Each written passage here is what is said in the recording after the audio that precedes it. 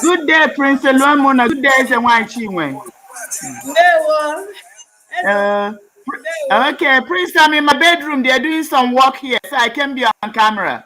After the you will tell you will repeat it so just no, I'm just telling Prince Eluemuno. Okay. Yeah. Oh, well, I'm okay with it, but I think that there will be a lot of other people that will be disappointed.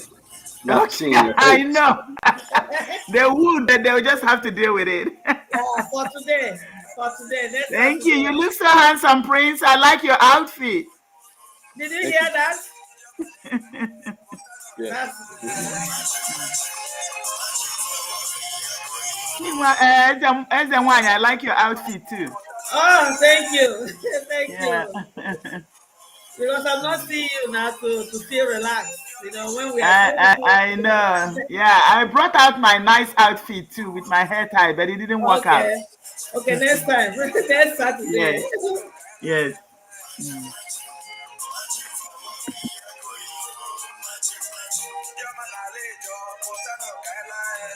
That's great.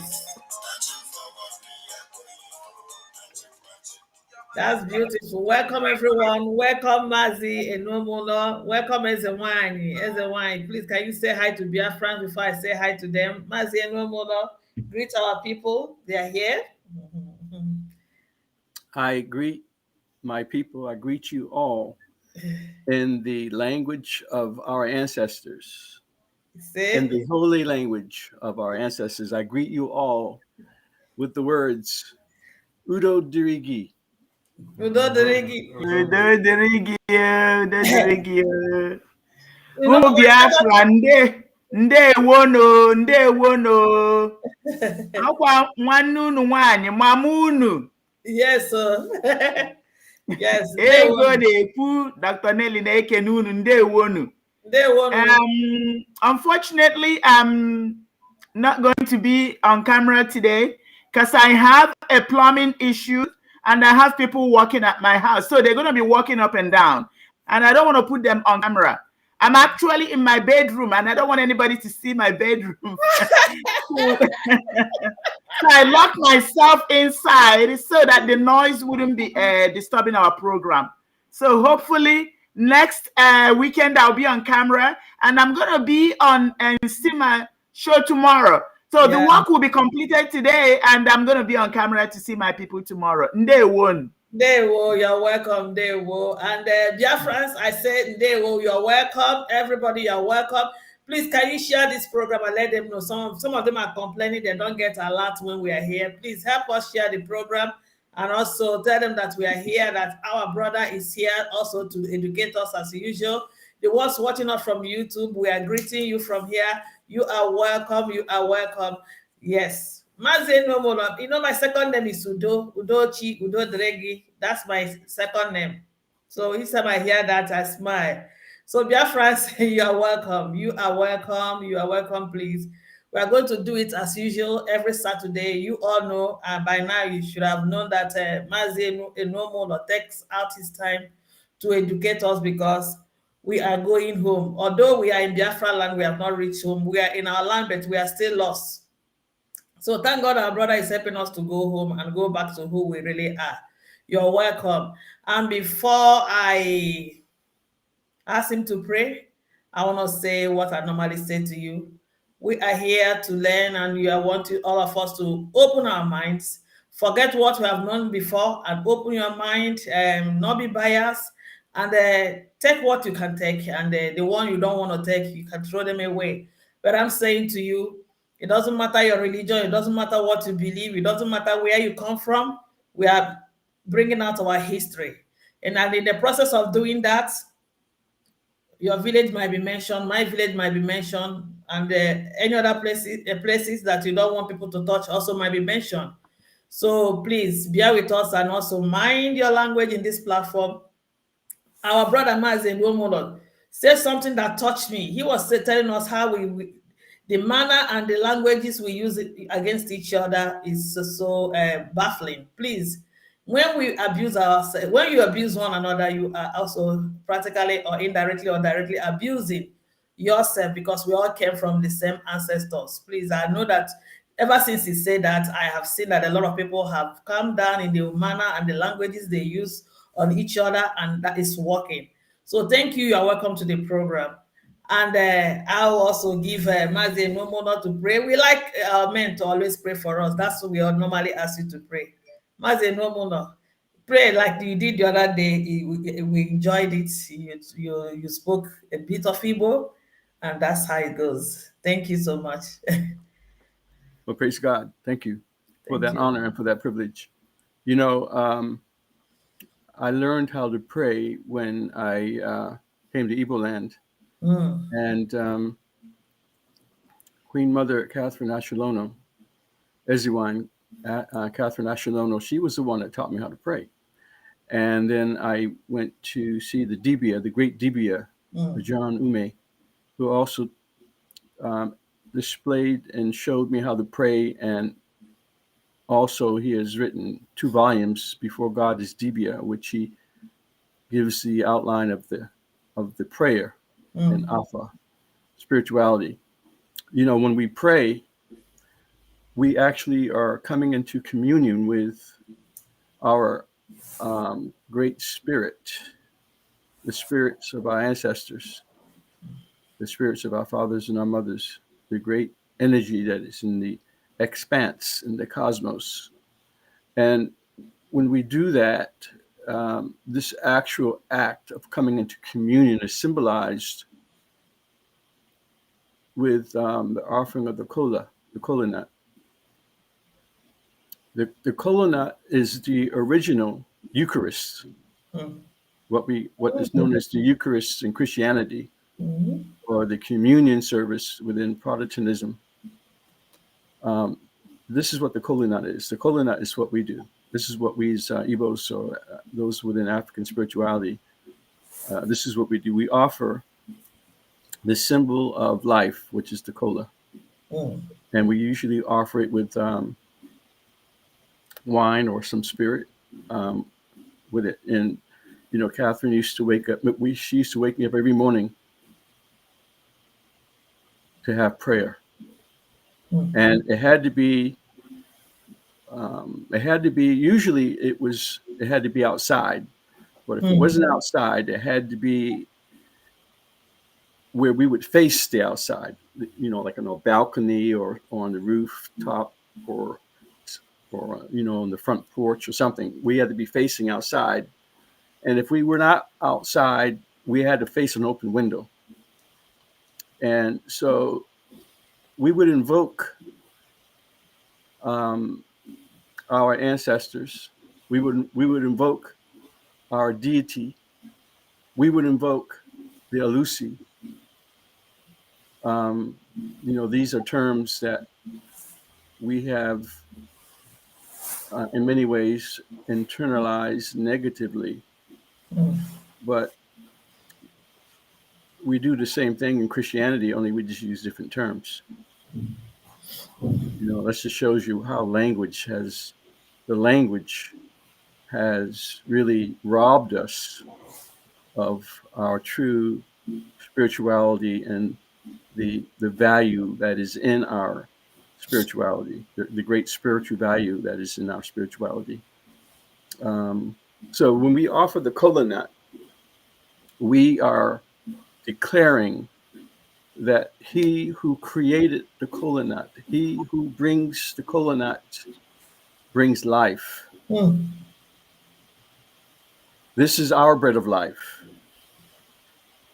So we offer thanks, and then we offer we offer our oblation, and we offer our oblation to the 4 dimensions of space.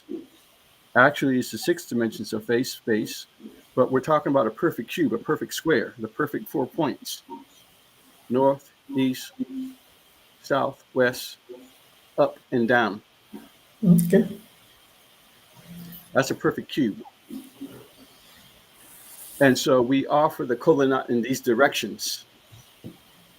And we call on our ancestors. So we call on our deities. We call on Nchuku, Ogugu.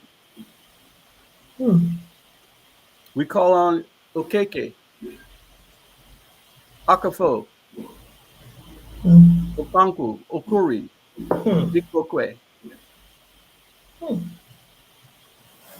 We call on the spirits and the energies of our ancestors. We call, and the thing about when we pray in the Igbo way, where it differs from the way that we pray in Christianity or in the other religions, we don't beg. We're not coming as beggars. We're not coming to ask God for the kinds of things that when we pray as Christians, we ask God for. We don't do that. We are the descendants of the ancient ones. We are the descendants of the light bearers. We are the descendants of the light of the world. We are the light of the world. And I, as an emissary of my ancestors, I've come to bring you good news from our ancestors. I'm come here to uplift our culture. I've come to uplift our pride. I've come to declare that there is no higher religion than truth. I come to affirm the awareness of our being. I've come to acknowledge not only our deities, our great spirits, the angels that guide us. We call them Alusi. The angels that guide us to have clear consciousness, clear hearts, clear understanding, clean hearts and hands. We lift up our hands. We lift up with holy hands, clean hands, with a pure conscience. We invoke our ancestors, our ancestral spirits, the energy that our ancestors have left here for us, that we tap into. We tap into the great spirit of our ancestors, the gods, the great God, the universal spirit of our ancestors, of our people.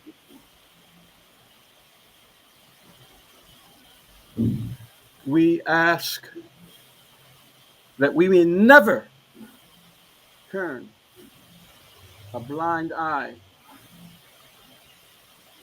to injustice. Injustice anywhere is a threat to justice everywhere. We come to invoke the strength of our ancestors and of our great deity, of our spirit, of the Great Mother, that we may right the wrong that has been made, that we work to right what has been wronged and to restore that which has been taken away, to fix that which has been spoiled, Yeah. to give us the wisdom to know the right thing to do and how to do it, Yes, sir. and the courage to do it, Yes, sir. that our lips may be unbound, that our lips may be unbound. Unbind our lips so that we may speak the words of truth only, and not the words of illusions, not the words of deceptions, not the words of fakery, falseness. That the lightning, the sun, the righteousness that is in our spiritual, that comes from our spiritual awakening and our spiritual awareness, that the light of truth may strike in the hearts and put fear in those who do evil, who think evil, who have evil thoughts, who have evil imaginations, who think with cursings or with anger. We ask the light of truth may strike fear in those hearts. Yes, sir. And that when we come together as a people, as we come together as a people in one spirit, in one faith, in one communion, that our collective power may come together to drive us forward to the place where we need to be spiritually, physically, and in every way. So I pray and I bless, and I bring the blessing of our ancestors, and I bring the blessing of our God. I've come to bring you blessing. Yes, sir. I've come to bring you peace. Yes, sir. In the name of our great God, Chukwu Abiyama. Yes, sir. I come to bring you peace and strength because it is in us. God has put that in us. We don't need to look outside for what we need. It is already here. We already have it. It is not up in heaven where we have to go to get it. It is not below the earth where we need to find it. It is in your mouth. It is in your language. It is in our heart. It is in us already. We just have to bring it out. We have to tap it. Oh Lord, oh God, do this for us. For we invoke your spirit to be with us now, right now, and right today. We invoke you, Spirit. Oh, great God. I pray. Yagaze. Yagaze. You say. Yagaze. You say.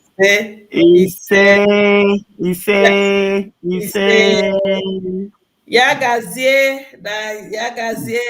you've done well. Thank you so much. You've taught us how to pray, and we do appreciate. And before we go, I want to know how many hours you're going to spend with us, Mazi, today. Well, I hope I can stay with 2 hours. 2 hours. Okay. 2 hours. So I hope I can. I expect I will be here for 2 hours. Okay. And I also like to tell you that within the weeks, Biafrans, your brothers, your sisters send messages of appreciation to you. Now, sending you, forwarding you all those messages is going to be too much. So I'm also saying it out here that they normally appreciate you and they appreciate what you are doing for us. And they are saying thank you to you. Thank you so much. So we're not going to waste time and we'll start. Biafrans, we are starting again. We are continuing with our teaching. And I want to let us know, and this is the truth. You might not like it. Your Christianity is not going to give us Biafra. What is going to give us Biafra is who we are, our culture, who we are. So, and it's high time we started. believing in ourselves, trying to discover ourselves because we've been lost all this while. So please make up your mind and also follow others to start discovering yourself. And then together we walk into Biafra. Thank you, Biafrans. And now for those of you asking Dr. Nelly, she's here. Her camera is off. She has explained why her camera is off. So I'm also giving the platform to Mazi Eluemuno. The floor is yours, Mazi. Thank you very much. Before I begin with what I would like to present to my brothers and my sisters today, I want to say how grateful I am to be on this platform. I'm very grateful for the exposure that this affords me, and I'm not going to take it for granted.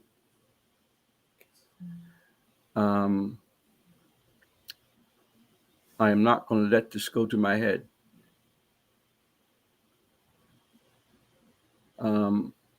I have been on a number of forums, African forums,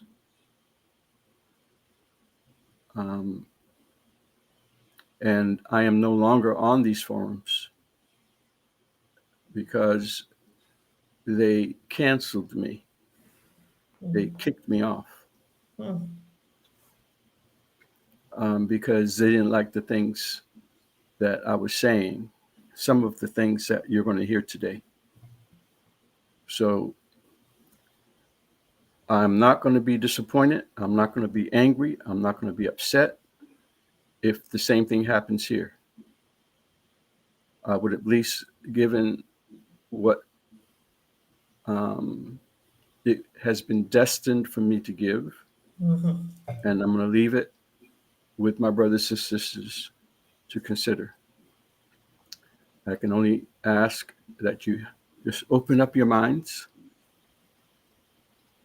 There's a lot that can be said, and I can't say fully everything that is in my heart to you because you wouldn't be able to take it. It's like the light. When you've been in a darkness for a long time, when you've been in a dark room for a long time, and you're going to be exposed to the outside, you can't open the door wide open, because if you did that, the brightness would blind you. You have to crack the door a little bit first. Just crack it just a little bit so that the light can get in. So I hope at the very least that I can just crack the door today to get some light in. And then we'll just keep opening the door wider and wider until we can get the light, get used to the light. We have to get used to the light because we're not used to the light because we've been in darkness for so long.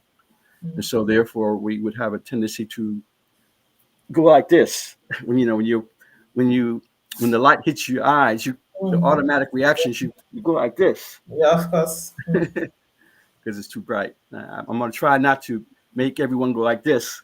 I'm going to try maybe just squint. You might squint a little bit. But hopefully you will see the light. You will see some of the light.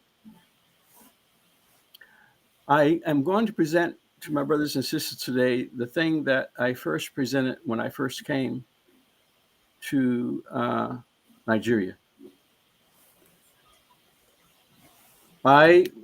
Just to give you a little background, I was invited to come to Nigeria to be a part of a conference. They asked me to present 2 papers at this conference, and I prepared 2 papers that I would present at this conference. The one paper I prepared was called Ebonomics. Ebonomics. Now, Ebonomics is a word that I found out later that I invented. I coined that word. When they told me back in 2011 that I had invented this word, I went and I searched for the word everywhere. I went on the internet. I went to the library looking for this word, and there was no such word. So evidently, I had invented this word. I had coined the word Ebonomics. So I called my paper Emonomics. It was going to the spiritual aspect of the Igbo culture, spirituality, investigating every category of the arts and sciences, showing our origins and our destiny and what it meant, what it meant to be Igbo, and so on. And the other paper that I prepared was called "The African Origins of Judaism." The African Origins of Judaism. And what happened subsequently, when I was put on the schedule for this conference, it was found out that a representative of the Holy See would be at this conference. Someone from the Vatican would be at this conference. And so Cardinal Francis Orenzi became the keynote speaker. And when it was found out that he was the keynote speaker, all kinds of people wanted now to present a paper for the conference. And so that sort of restricted what I could present, because now all these people were going to be presenting. And so they said, well, you only can present one paper. And I said to the one who was organizing the conference, well, which one should I present? I left it to them as to what I would present. The name of the conference was called The Interface Between Igbo Theology and Christianity. That was the name of the conference. The Interface Between Igbo Theology and Christianity. And so it was suggested to me that I would give my paper, my presentation on the African origins of Judaism. That is what I hope to present to you today. This is the first time that I had ever spoken to my people. It was the first opportunity that I could speak in a conference. I don't know how many people were at this conference. I'm sure there were over 1,000. But the cardinal was there, and the governor of Imo was there. Rokas, I think his name is. Rochas. Yeah, at that time. Mm. All the dignitaries of Nigeria were there. And this is what I presented. Now, when I presented this, before I presented it, I gave an introduction. And I'm going to ask my queen, Chinwe, if she could play the introduction as I begin to give you the presentation that I gave to my brothers and sisters when I first arrived in Igbo land. Can you play that for us now? Yes, I can.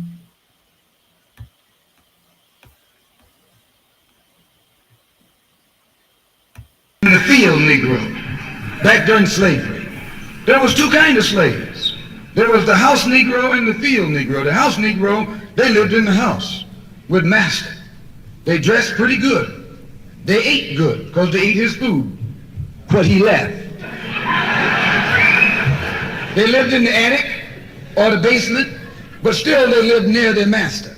And they loved their master more than the master loved himself. They would give their life to save their master's house quicker than the master would. The house Negro, if the master said, we got a good house here, the house Negro said, yeah, we got a good house here. Whenever the master said we, he said we.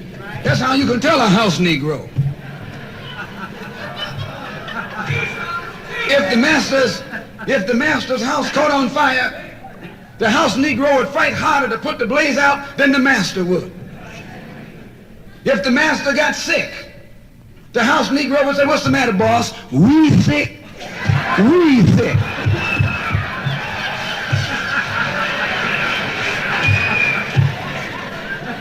He identified himself with his master more than his master identified with himself.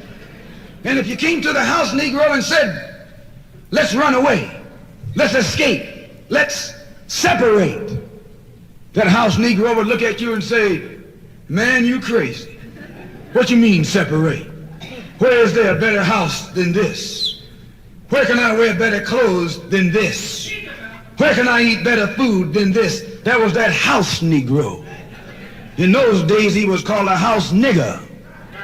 And that's what we call him today, because we still got some house niggers running around here.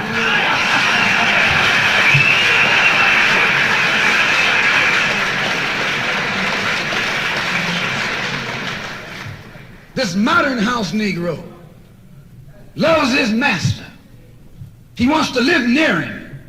He'll pay 3 times as much as the house is worth just to live near his master. And then brag about, I'm the only Negro out here.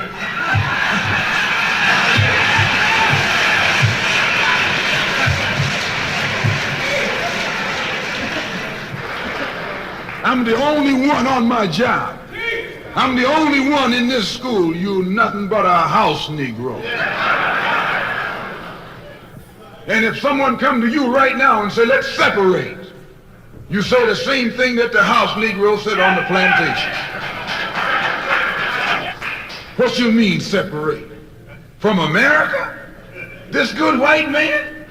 Where you gonna get a better job than you get here? I mean, this is what you say. I ain't left nothing in Africa. That's what you say, while you left your mind in Africa. Thank you. Can you stop that now? Will you end it now? Thank you. I just wanted to play that introduction. On that same plantation, there was the field Negro. Can you end it now? The field Negro, those were the masses. There was always more Negroes in the field. To understand this, you have to go back to what Thank you. Negro in the field called hell. He ate leftovers. In the house, they ate high up on the hoe. The Negro in the field didn't get nothing but what was left of the insides of the hoe. They call them chitlins nowadays. In those days, they call them what they were, guts. That's what you were, a gut eater. It and it's still playing. And some of you all still gut eaters.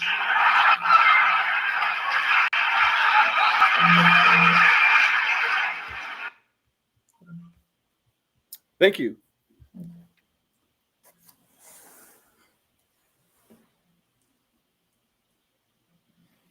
I wanted at the end where it said, I mean, this is what you say. I ain't left nothing in Africa. That's what you say. Why you left your mind in Africa. This was a speech that was given by Malcolm X called Message to the Grassroots. You can find it on YouTube, or you can find it on the internet. You can find it written, or you can find it in the audio. But this was the excerpt. This excerpt from the speech of Malcolm X was what I played in the introduction to the address that I made to my brothers and sisters in Owerri in June of 2011. That's 10 years ago. What I'm presenting to you today is what I presented 10 years ago. And the reason why I play that introduction was because people, when I first came there, they would ask me, well, what brings you to Africa? Why have you come to Africa? And it was the same thing. When I left the United States to come to Africa, a lot of people were telling me, oh, no, don't go. They were afraid that I would go. They were afraid what would happen if I left. And I had a lot of people trying to influence me. Don't go to Africa. And especially don't go to Nigeria. They didn't want me to go to Nigeria. And so they would ask me, well, why are you going? And when I got to Nigeria, they would they would ask me, well, why are you here? What you come here for? And I would say, to get my mind back. I've come to get my mind back. I've come to get my African mind back. I've come to get my mind of my ancestors. I've come back to get the mind of my ancestors that they had before they got on the ship.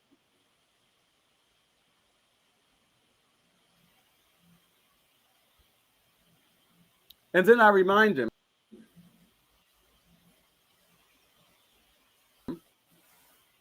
slave trade. The English slave trade began with Sir John Hawkins. Sir John Hawkins made a series of voyages to West Africa in 1562 and later. And the ship that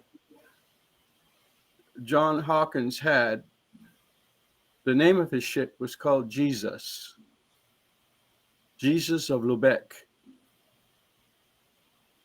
It was called the Jesus.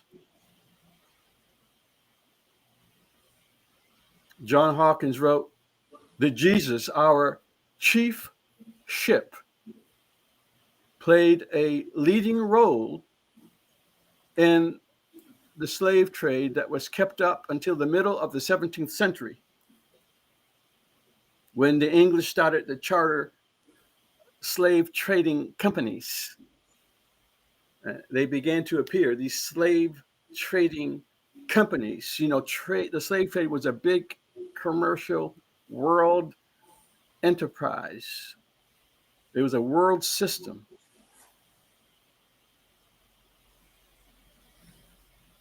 So in 1662, the royal adventurers, including the king, the queen, the Duke of York, they all invested in this trade.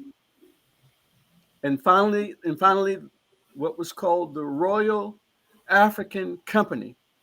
The Royal African Company became the chief slave trader company. It was formed in 1672, and it carried a growing trade for this one company for at least 25 years, 30 years. And the when Jamaica was captured, Jamaica was a Spanish colony. It was captured by the English under Sir Oliver Cromwell in 1655. And it formed the West Indian base for the trade in Africans. So now my mission has been the reclamation of the African mind, reclaiming the African mind. I want to talk about what that means. I'm speaking not only to you from an academic perspective, because, the people to whom I gave this to, they were all academics, they're all scholars. So I'm going to be speaking in that kind of language. I'm going to be speaking in an academic or scholarly language. I'll try to speak to the level of our people as much as I possibly can. But the paper and what I presented was presented to my peers, my fellow academicians, scholars, and so on. And I had just graduated from Hebrew College, so I was an acclaimed Jewish scholar. I was a Master of Jewish Studies, and so that was the focus of what I was presenting: the African origins of Judaism. So now I just want to address this aspect of reclaiming the African mind. In the last century, since the arrival of the Christian missionizing movements and the advent of the Bible into the African religious culture, many African people groups have arisen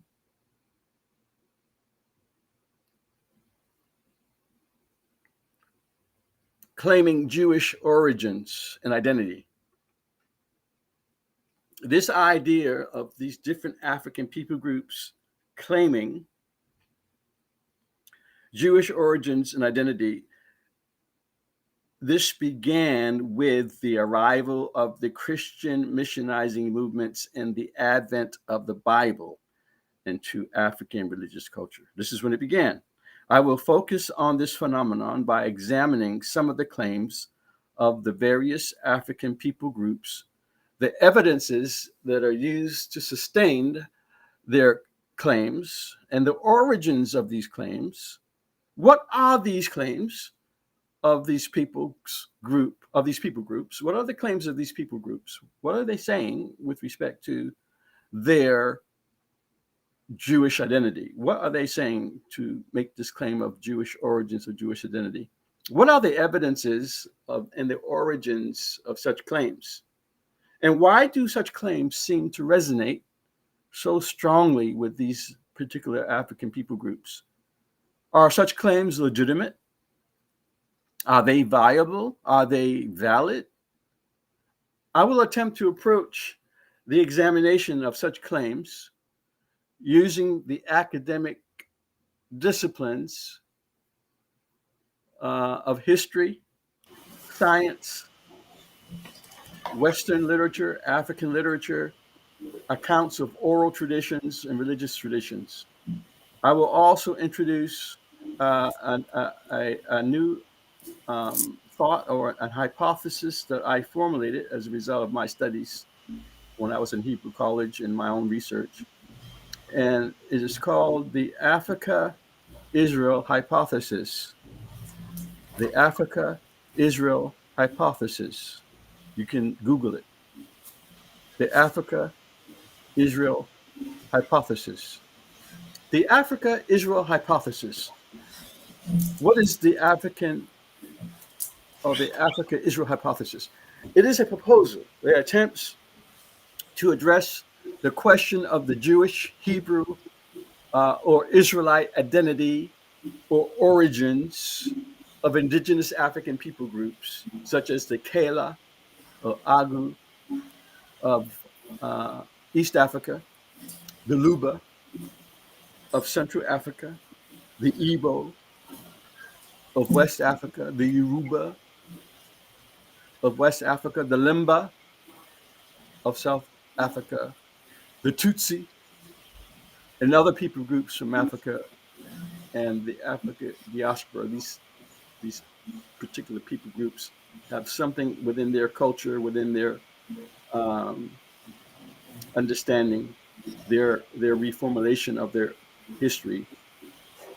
They all seem to link themselves somehow, some way, to Jewish origins or Israelite origins or Hebrew origins. And I examined them. I did my personal examination of all these groups.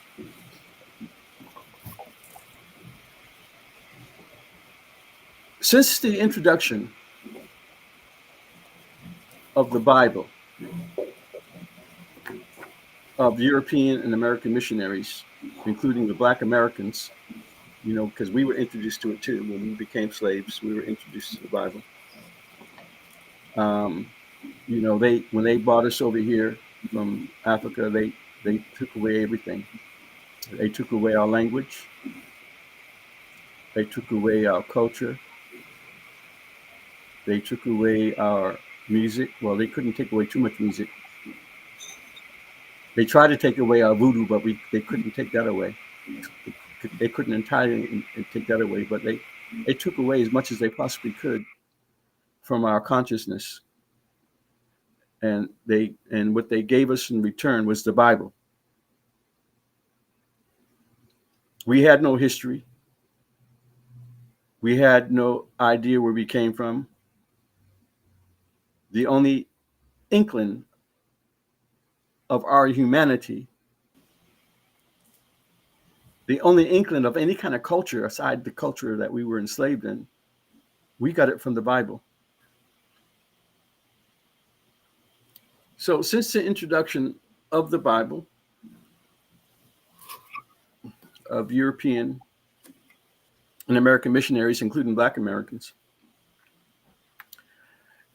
to African colonization and educational efforts that dawned with the slave trade, speculation about the lost tribes of Israel loomed large in the imagination of these colonizing agents, these Europeans, these people who went out around the world adventuring, doing explorations, going into all these places all around the world. On every ship, they had clergy on every ship. Why did they have clergy on every ship? It wasn't just because to provide spiritual guidance to the people on the ship. There was a reason why they had clergy. They had priests. They had Jesuits, priests, Protestant missionaries, preachers were on these ships. And the reason why they were on these ships, because during this time when this exploration was taking place, speculation about the lost tribes of Israel loomed large in the imagination of these colonizing agents, due in part to a certain doctrine of millennialism, you know, the millennium, the 1,000 years that was supposed to take place at the end of time, when Jesus was supposed to have returned and restored peace to the earth and so on. It was thought that this age of the millennium, could not take place until the Jews were missionized and accepted Jesus. This was supposed to be one of the signs of the last days, that Jesus could not come back until the Jews were restored to their land and accepted the Messiah. Now, there are some people that still believe that, but this was something that was in the imagination of all these explorers as they were going out, exploring the world, going to the different areas of the world, going into these different countries. They were actually looking for the lost 10 tribes. And so what they did, what these colonizers did, what these explorers did, is that they witnessed the similarity of traditions, the similarity of cultural practices, the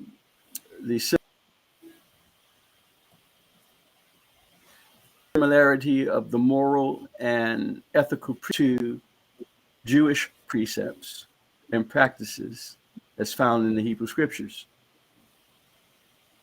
And they would write about them. These internalizations, in other words, what these explorers wrote about with regard to what they noticed in the similarities, what they found in indigenous peoples' culture, and the similarities what they saw in the culture with what they saw in the Bible, they wrote about this. And so when we read it, when we finally learned how to read, and we read it, well, we started to internalize them.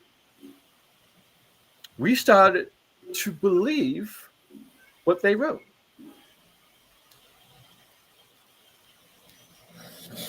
The internalizations of these observations by Africans themselves was in response to such colonizing interests. These observations and their association, in other words, these associations, these things that they notice about our culture,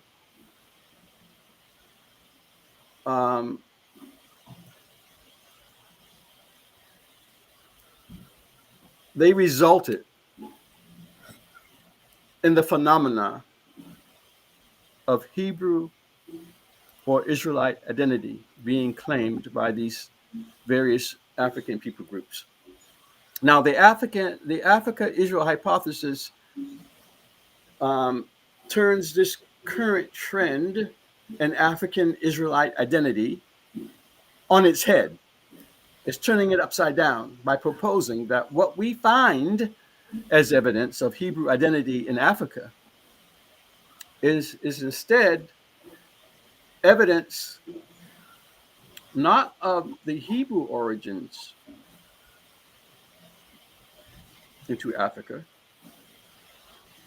but they are evidences of the African origins of these so-called Hebrew isms and other Jewish cultural identifiers that find themselves in the Hebrew narratives. In short, the African Israel hypothesis is the antithesis to the current Hamitic Oriental diffusion thesis. Now, I'm saying the Hamitic Oriental diffusion thesis. Now, I'm going to comment on what that means. Hamitic Oriental diffusion thesis is the current thesis that is prominent in our understanding of African history, anthropology,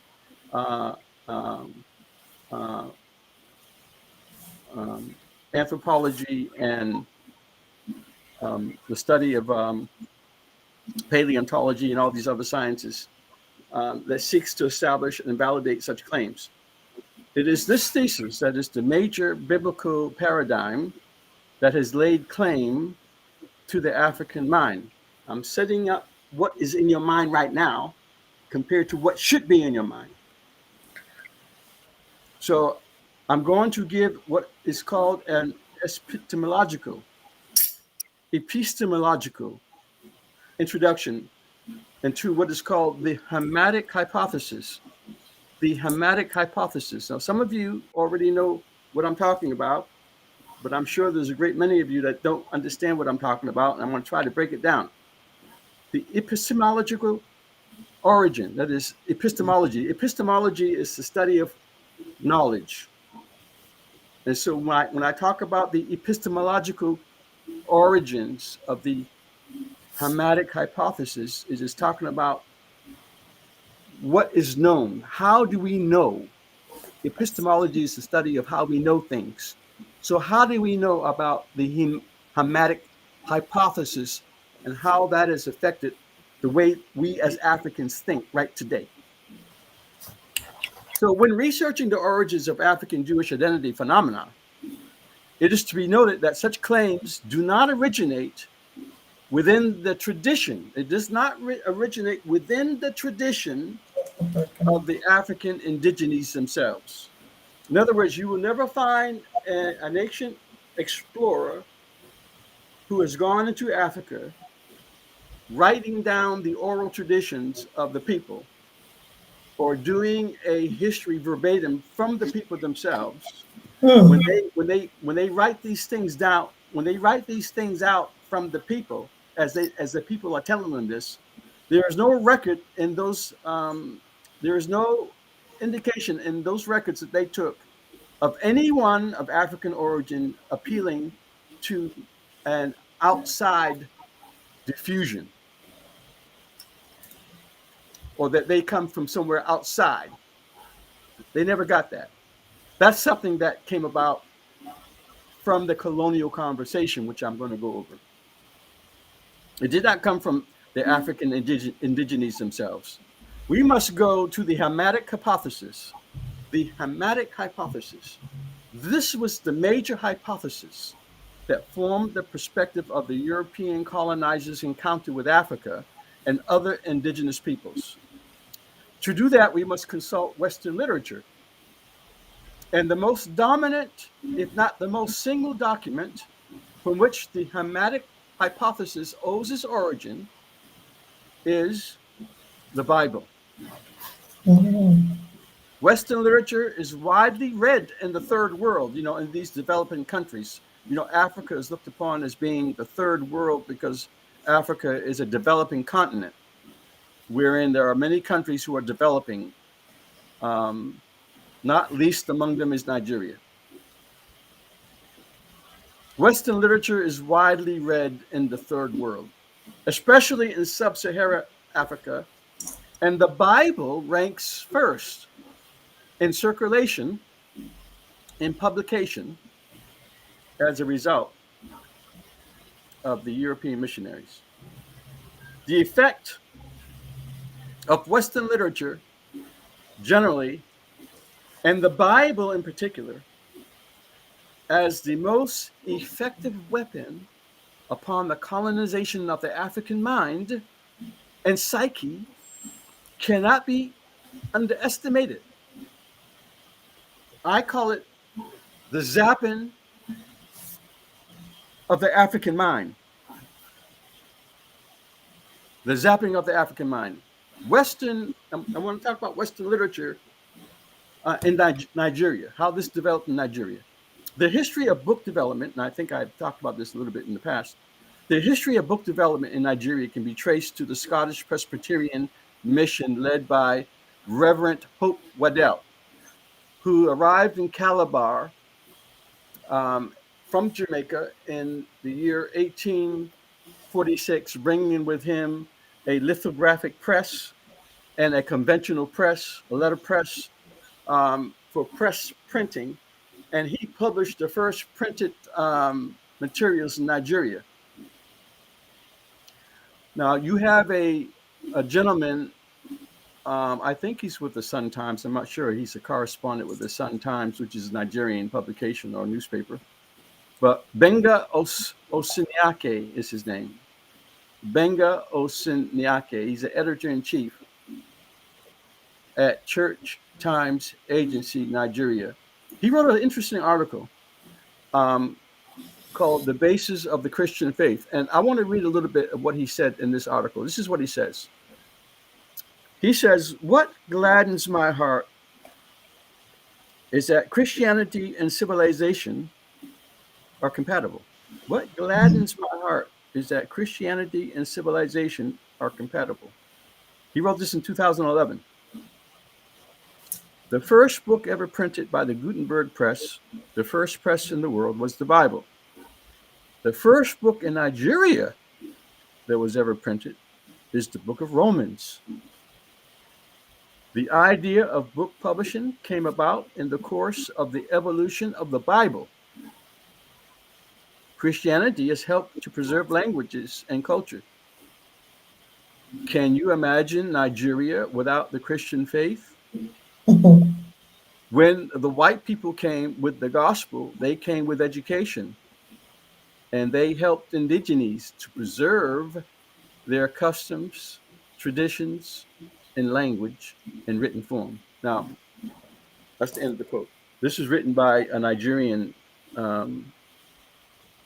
journalist, 2011. What we see from this evidence, that it was the early efforts of the Christian missionaries in the 19th century that laid the foundations for today's thriving book industry in Nigeria. The foundation was built by indigenous printers, multinational book publishers, government and university presses, and what we see today is an effect of a global north, Westocentric. That means when I say global north, I mean everything above the equator. Global north, Westocentric, epistemological paradigm being established on African soil. So to get appreciation of what that means, I have to give you a European worldview about Africa. What was the European worldview of Africa? What did these Europeans think about Africa? So I'm going to give some examples of what these Europeans thought about Africans. And I feel that it's important to do this because the people that I'm going to be referencing are the people that Africans study. The people that I'm going to be mentioning are people that Africans study in African universities today, right now. And those of you who have been to university, especially those of you who have taken any philosophy courses, those of you who are philosophy majors especially, will recognize these names. Hegel, George William Friedrich Hegel. He's one of the great philosophers of European philosophers that you study right today in your universities, in your departments of philosophy. You study him. This is what he said. Listen to what he says. He says the peculiarity African character is difficult to understand, is difficult to comprehend. This is what he says. For the very reason that in reference to it, we must quite give up the principle which naturally accompanies all our ideas, the category of universality.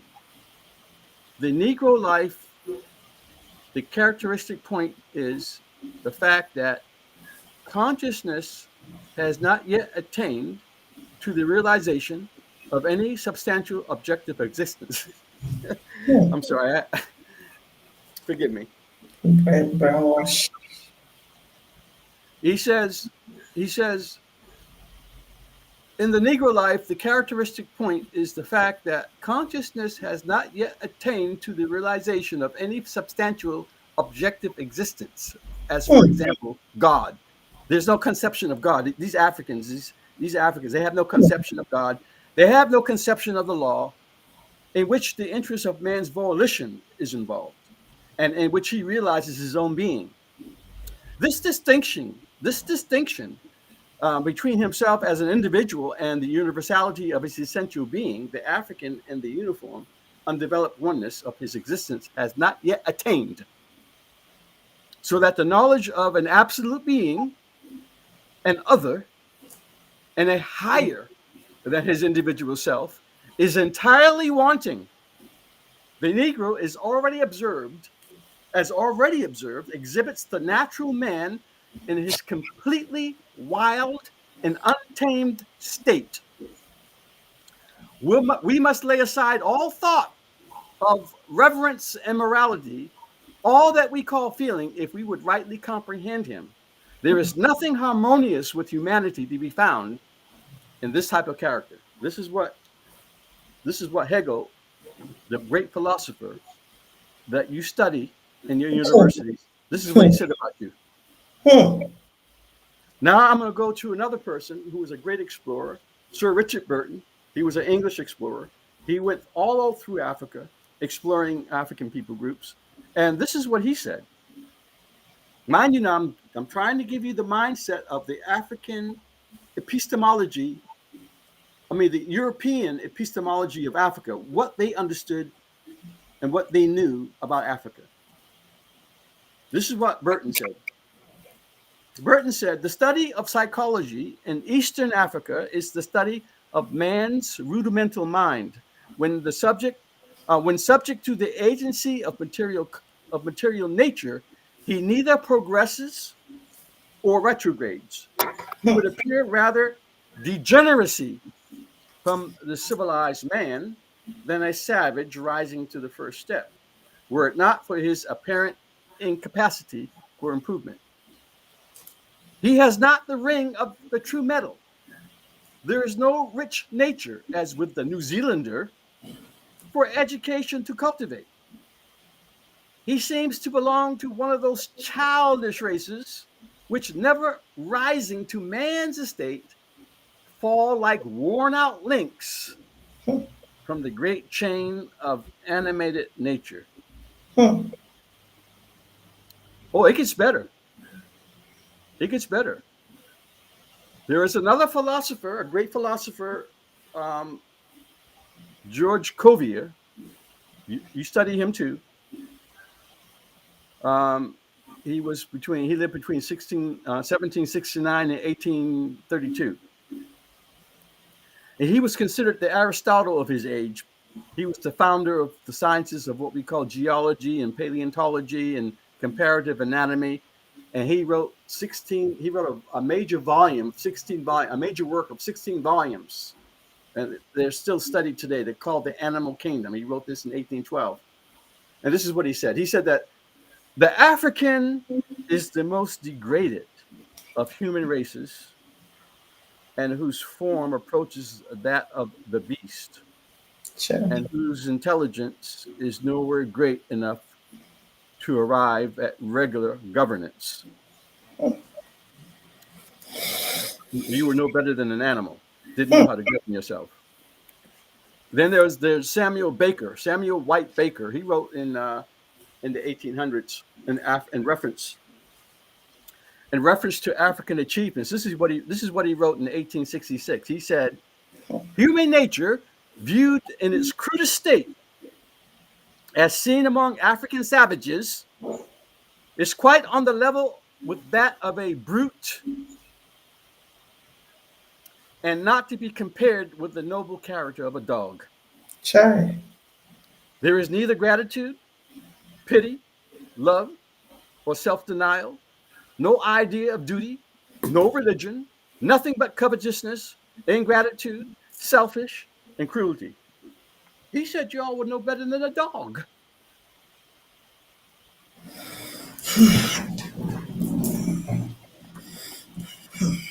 Now, the purpose of this little foray that I've made into the epistemology of the European colonizer with respect to his views on African peoples is to illustrate the original paradigm of the Hamitic hypothesis, which I'm going to get into.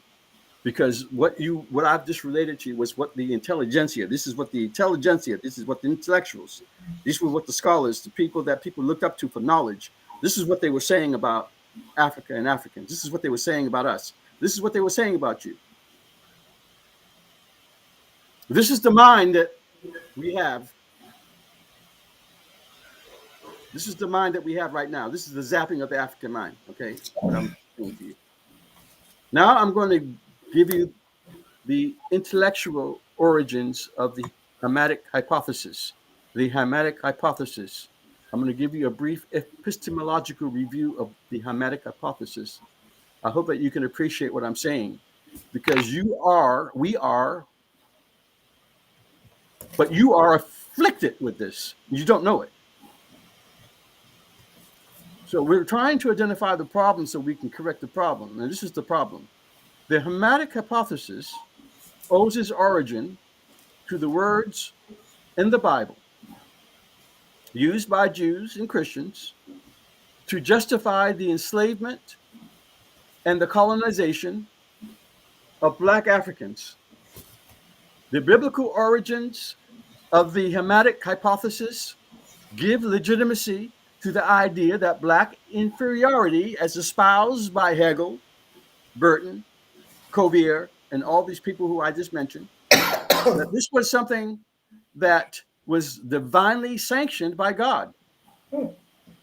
The term Hamitic comes from the biblical figure Ham in the book of Genesis. When Noah exited the ark with his 3 sons, Ham, Shem, and Japheth, Noah became drunk, fell asleep, naked inside his tent, and then Ham, for some reason, either mistakenly, inadvertently, or whatever, discovered his father laying within his tent naked, and he goes outside to tell his brothers, Shem and Japheth, who then they go into the tent, they walk backwards so as to not to look upon their father's nakedness, and they covered his nakedness. And upon awakening, Noah supposedly became furious at Ham. And Ham was the father of Canaan. He was furiously, supposedly, at Ham for him having gazed upon his nakedness. And so Noah swore. And this is what he said: "Cursed be Canaan, a servant of servants, or a slave of slaves, shall he be to his brothers. Blessed be the Lord God of Shem. Let Canaan be his slave. May God expand Japheth, so that he dwells among the tents of Shem, and let Canaan be his slave." This seemingly innocuous conflict effectively sentenced Ham's descendants to perpetual servitude, and the rest is history, as they say. Nowhere in the Bible, though, does it give any evidence that Ham was black. The traditional belief that Ham was black, or that he was a black man, that developed much later. The Babylonian Talmud, which is the chief compendium of Jewish law, was the first source to read a Negrophobic content into the episode by stressing Canaan's fraternal connections with Cush. Europeans readily accepted the curse on Canaan as a denunciation of the black race, despite the absence of racial identification in the original biblical account. This acquiescent approval was related to suggestions of inherent black inferiority, popularly portrayed in the classical Western literature. African culture, then, was seen and is still seen as barbaric, brutish, bestial, black magic, cannibalistic, devilish, demonic, indispensable, despicable, heathen, illiterate, immoral, inferior, primitive, pagan, promiscuous, provocative, satanic, savage, sensual, sexual, superstitious, uncivilized, witchcraft, and on and on and on.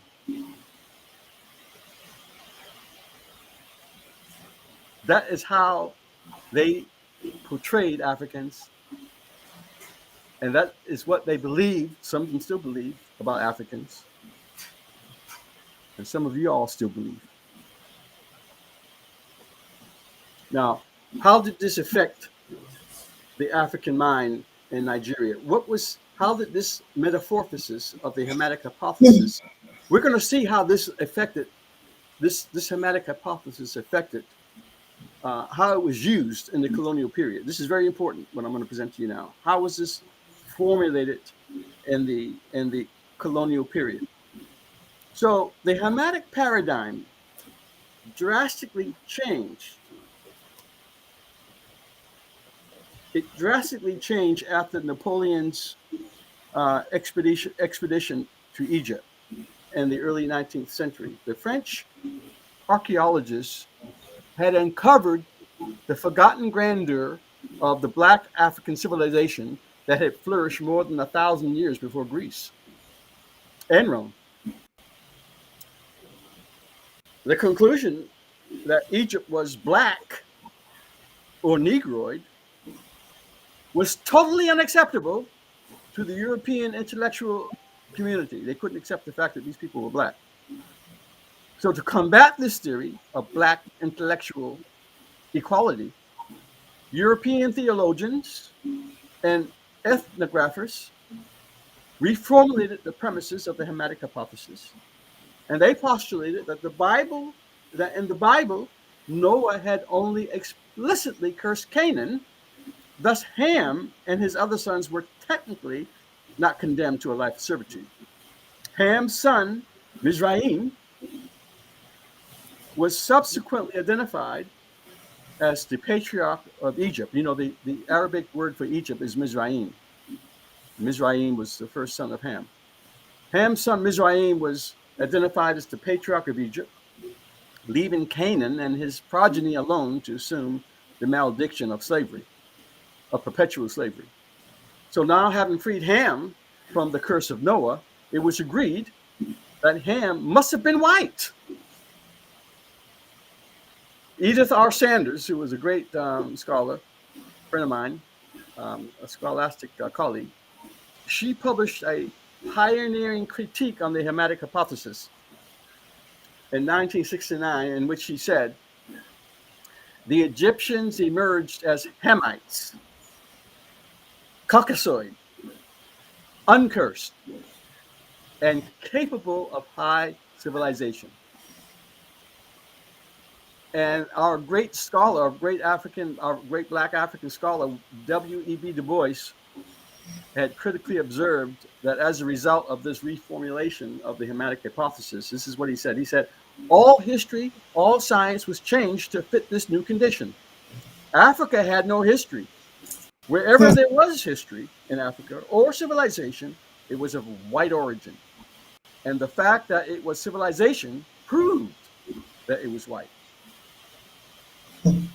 So the Hamitic hypothesis most probably reaches apex as the overriding paradigm for categorizing African people and culture with the publication of a book called Races of Africa by Charles G.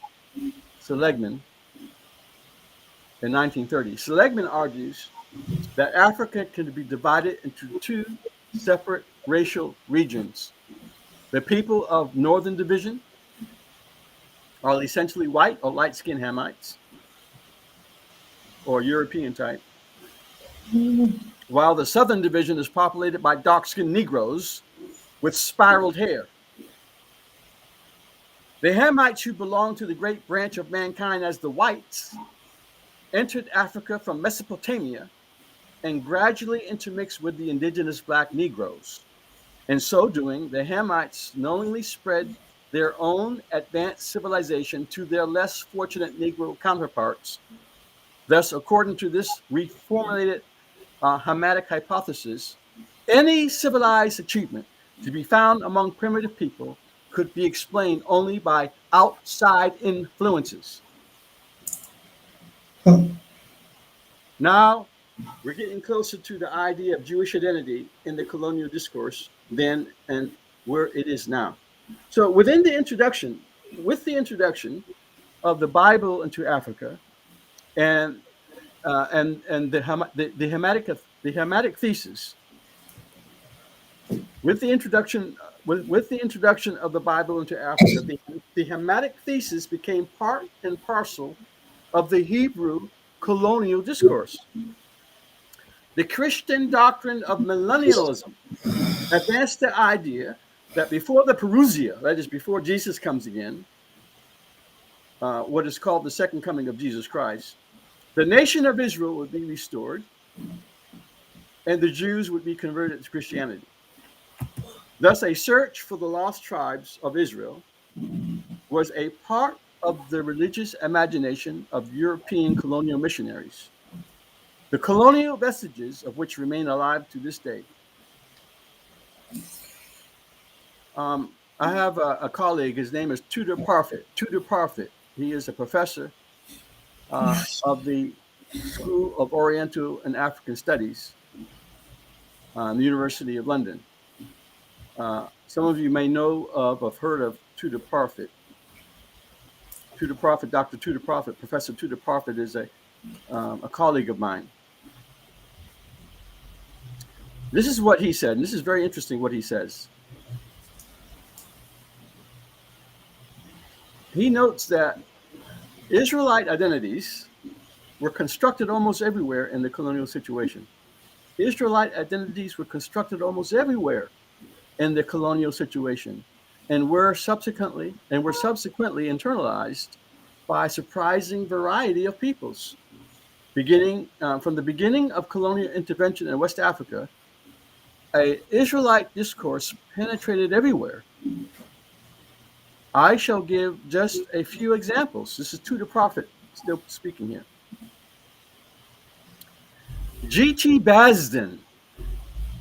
Some of you recognize that name. G.T. Basden, Among the Igbos of Nigeria. This is a book that G.T. Basden wrote called Among the Igbos of Nigeria. G.T. Basden, Among the Igbos of Nigeria, noted with a uncontroversial casualness, which shows the extent to which an Israelite-Africa connection was the conventional wisdom that the Igbo language had interesting parallels with the Hebrew idiom. To this day, the Igbos themselves cherish the notion that they are somehow descended from the people of Israel. The idea that Igbo and Hebrew or Ivri are one and the same word, and that the two languages are closely related, is quite widespread. This is what um, Dr. Prophet observed. Joseph J. Williams, he was a Jesuit member of the Royal Geographical Society, as well as the American Geographical Society.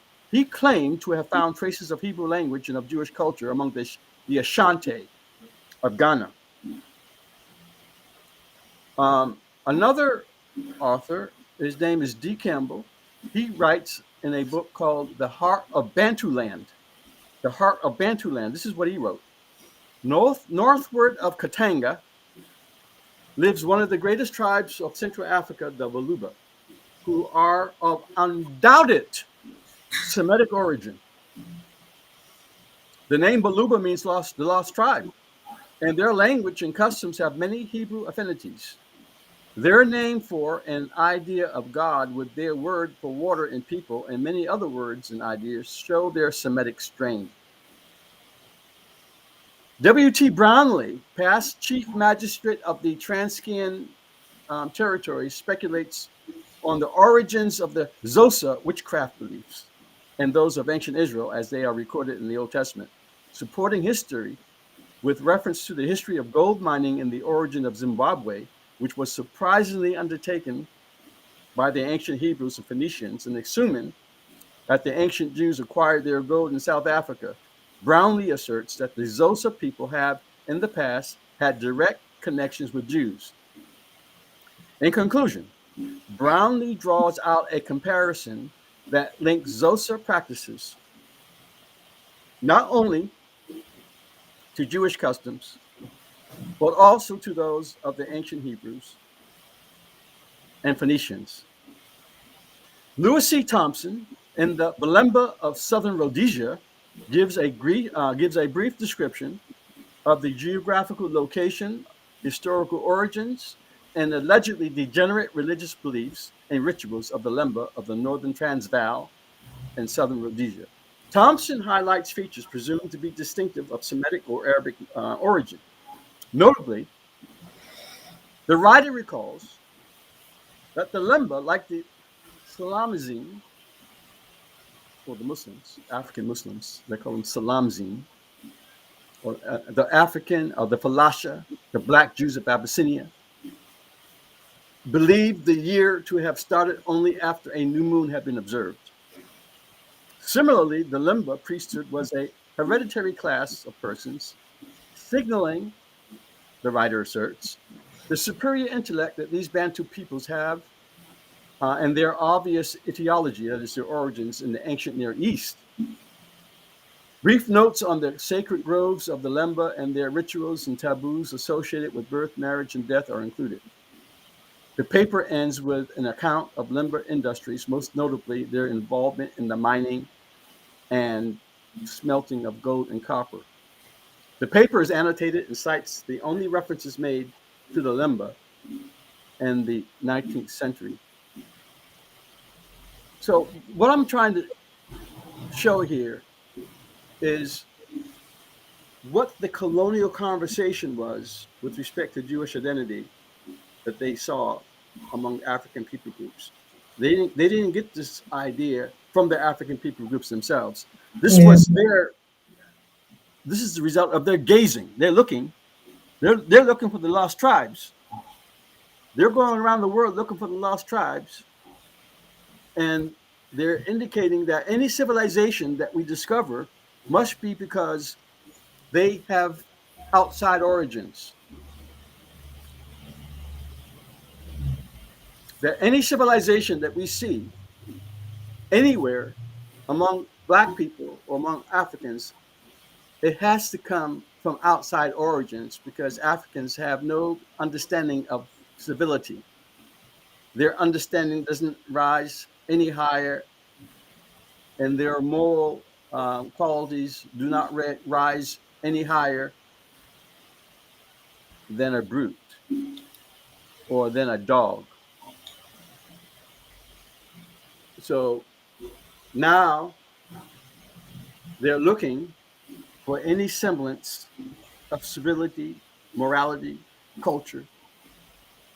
And where they see anything that even remotely speaks to any kind of civility, law, morality, culture, they're going to say, "Oh, this is evidence of outside influences," and in some cases, they're evidence of their Jewish origins.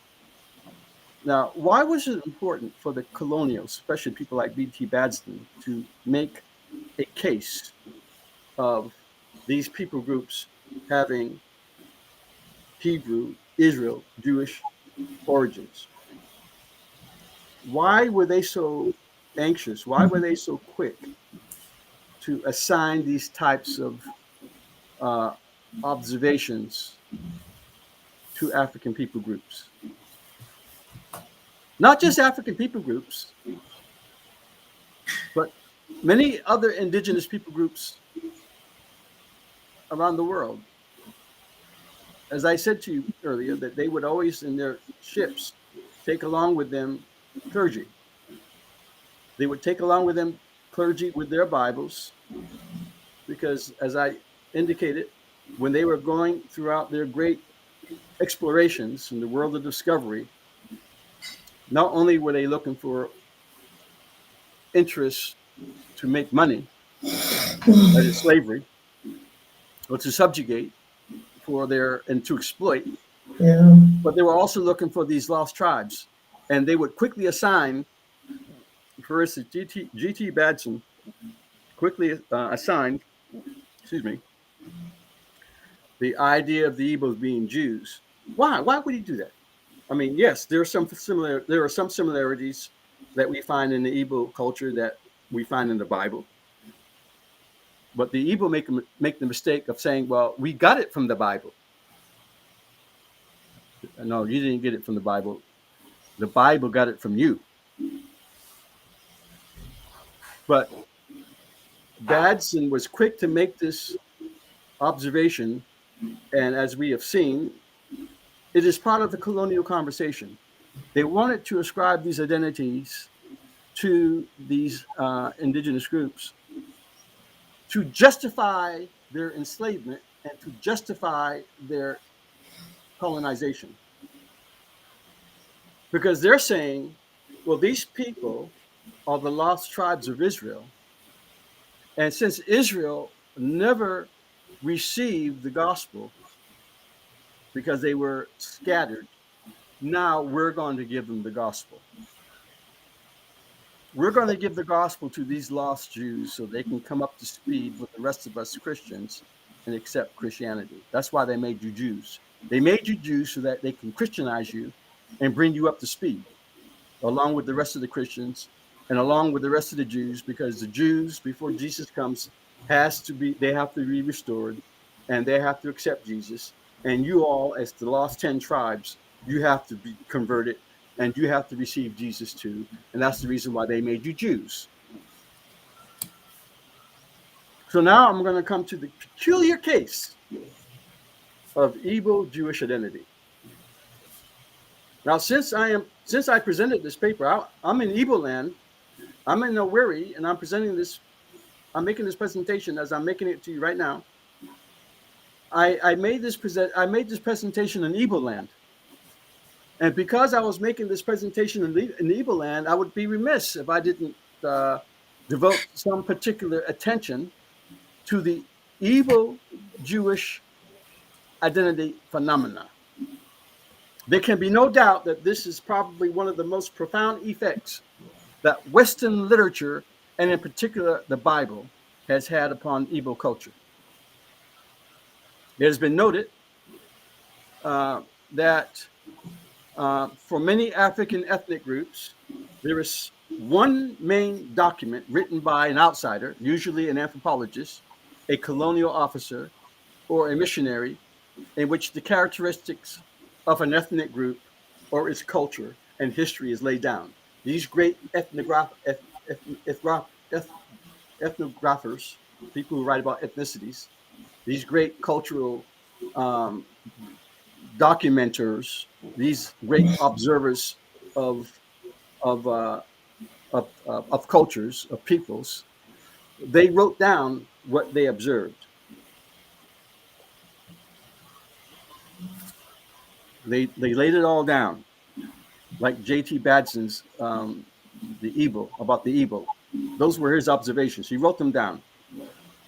And when literate members, like those who learn how to read, when literate members of this ethnic group, so when J.T. Badson wrote this down, excuse me, and so when those of us who learn how to read, learn how to go to school, started getting an education, when we started learning how to read, we read what Badson wrote.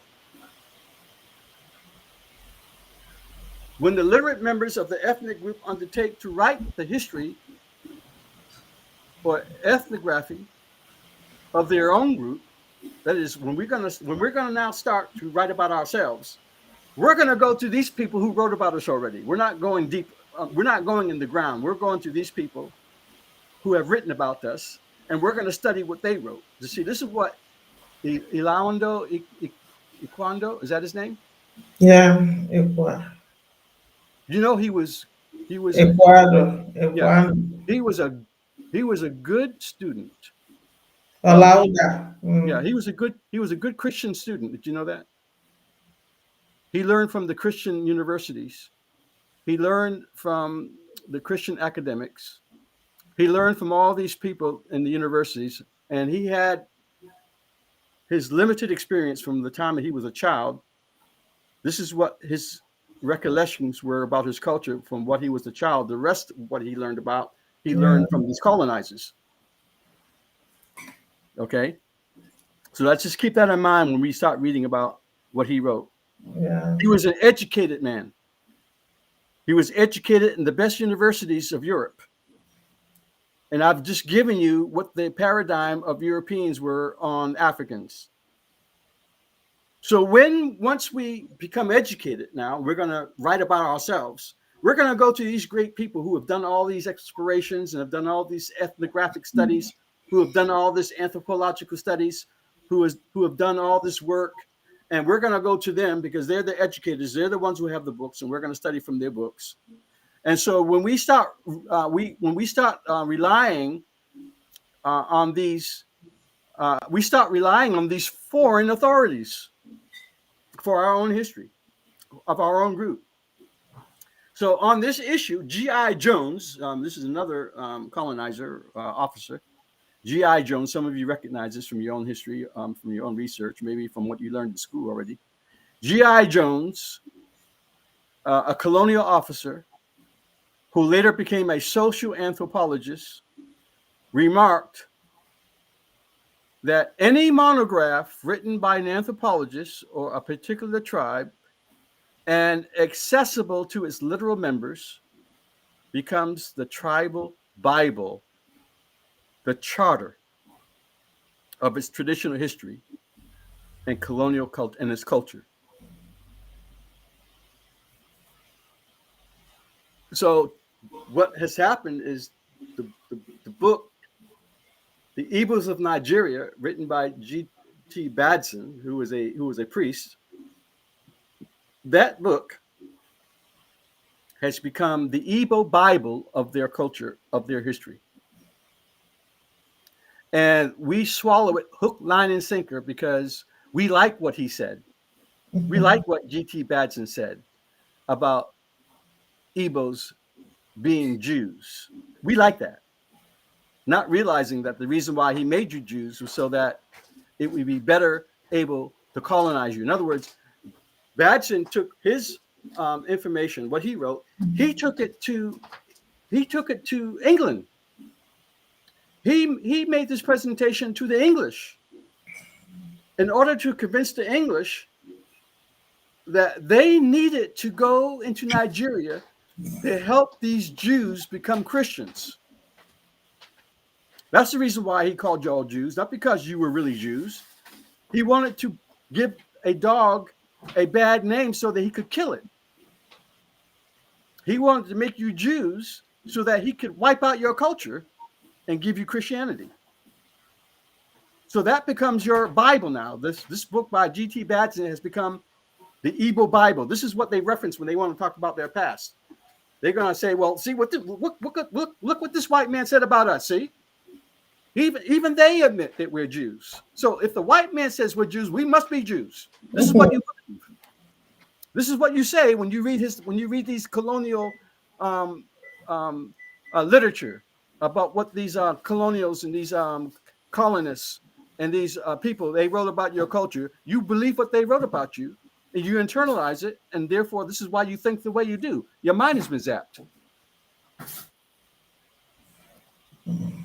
The idea that the Igbo were somehow affected by Jewish culture or had indeed descended from Jews was presented by the colonial missionary Archdeacon G.T. Badson in his influential book, Among the Igbos of Nigeria and the Niger Igbos. G.T. Badson was an influential Anglican missionary who served in the area for more than 35 years. Badson's book was not written for a local African readership. It wasn't written for you guys, but it had a European audience in mind.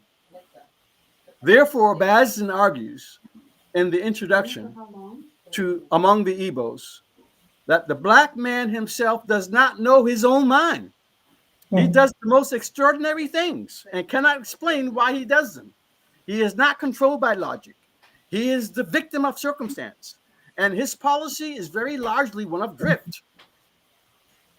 Although Badson's findings and observations were written for a European audience, for the Igbo group, these books represent the closest thing to what Jones termed as the tribal Bible. Yet among the Igbos of Nigeria is still accepted by many Igbos as one of the main documents telling the truth about their ethnic group. As noted above, the Igbo were not unique in conceptualizing their linking or their traditional pre-Christian culture with possible Hebrew origins. It was a fact, a very common claim that was applied to many West African groups.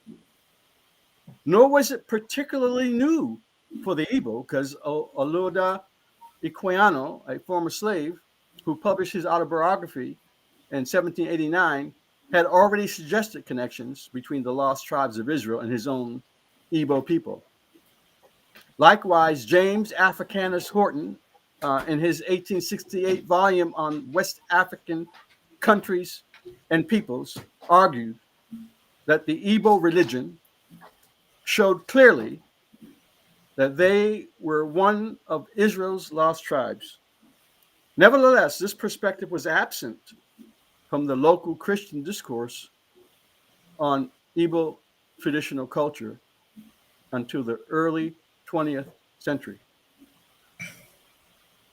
These various hypotheses regarding Igbo origins, the rise of these myths and legends, when traced historically, are found to originate from outside influences, and that they were very much a part of the colonial discourse of the British imperialists over their colonized subjects. The most popular of these myths was that of Jewish origins, or what is generally called the Oriental hypothesis, which itself was based upon the Hamitic hypothesis. The Hamitic hypothesis, as advanced by Badson, proposed that the Igbo were of Middle Eastern origin, either Egyptian or Hebrew. This is what he says. He says, despite the very negative impression of Igbo culture popularized by the British during their administrative reign in Nigeria, both British and Igbo chroniclers also noted much in common with the Igbo cultures in civilized European culture. As a result, the myth grew that the Igbo were either descended from one of the lost tribes of Israel or the ancient Egyptians, or had at some point in their history been influenced by one of these societies. This Hamitic myth of Igbo origins was originally supported by limited circumstantial evidences, but is entirely unsubstantiated by either linguistic or archaeological evidences. The Hamitic theory came to be a part of the political debate on the intrinsic value, on the intrinsic value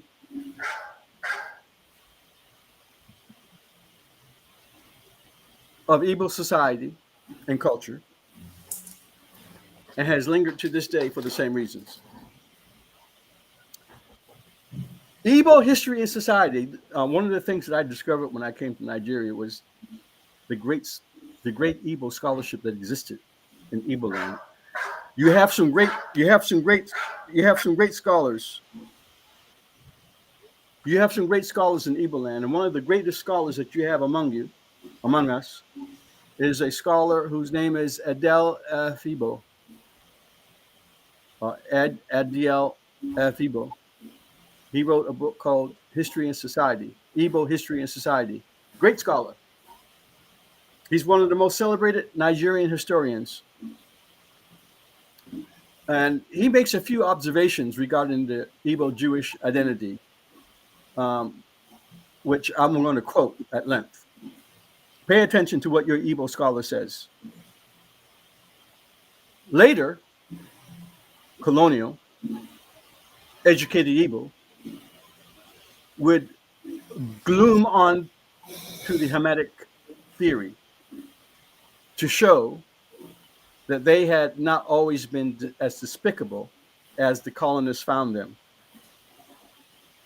In the post-independence period, F. Igbo argues that the history or the theory, the theory of Hebrew origin has continued to be attractive to the Igbo. For instance, he suggests that publicists and others soon started drawing parallels between Igbo business acumen and their sufferings at the hands of other Nigerians.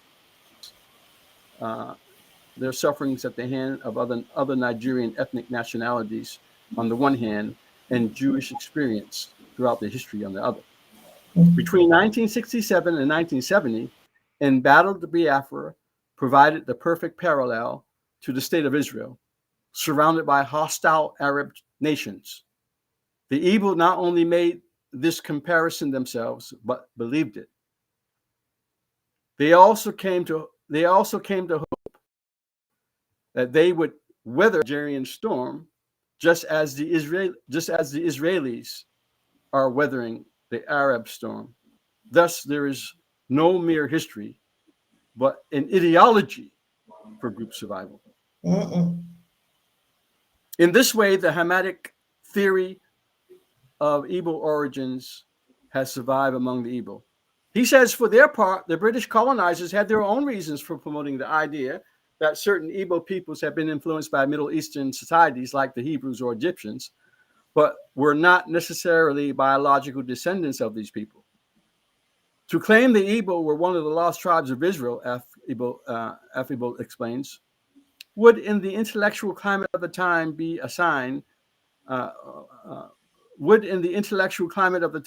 to assign this despised colonial people a higher place on the world tree of culture than the colonial masters would find convenient. A much more politically savvy explanation was that these traits show that the Igbo were once under Egyptian or Jewish cultural dominance. The political ramifications of this interpretation were quite advantageous to the British.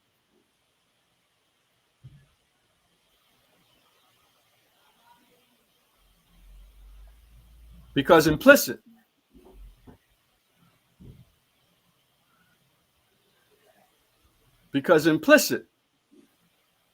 in this claim was the idea that, not hitherto emphasized by anyone, British colonialism was not a radical departure from the past.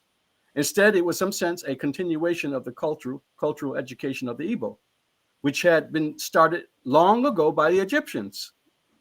Furthermore, this theory helped the British establish a typology through which they would administer the notoriously decentralized Igbo areas directly. Thus, F. Igbo explains, it came to be argued first that Igbo land was once under Egyptian influence, that the spread of Egyptian culture in Igbo land was the work of a small elite who, after interbreeding with the people, became the Nri and the Aro of today. And thirdly, that the British really wanted to rule the Igbo indirectly, then they had to do so through the Nri and Aro.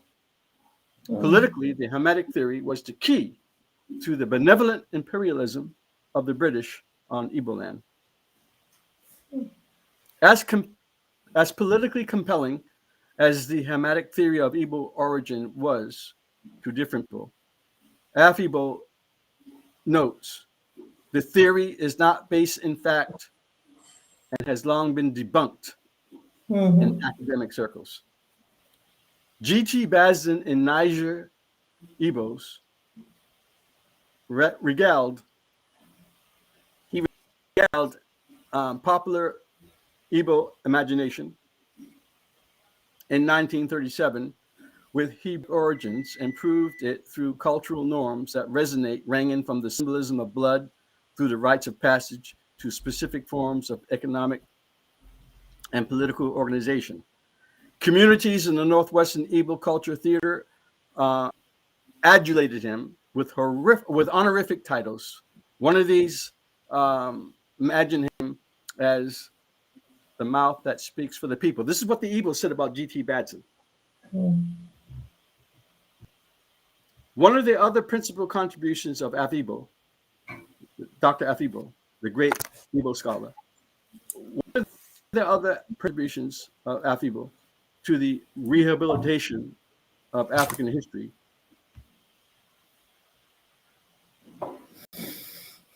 is found in the decolonization of Hamitic hypothesis.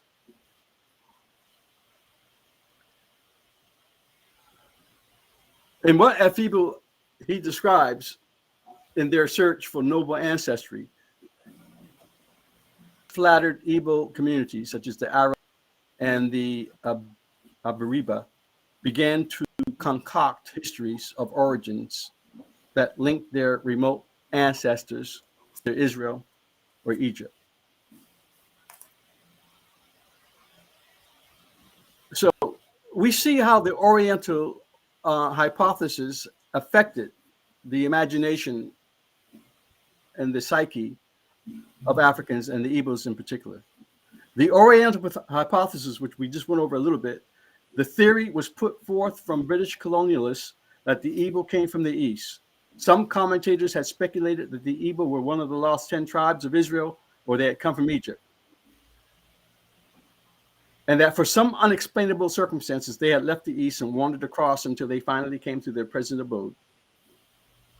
The exponents of this theory found similarity of culture between the Igbo and some of the Eastern peoples.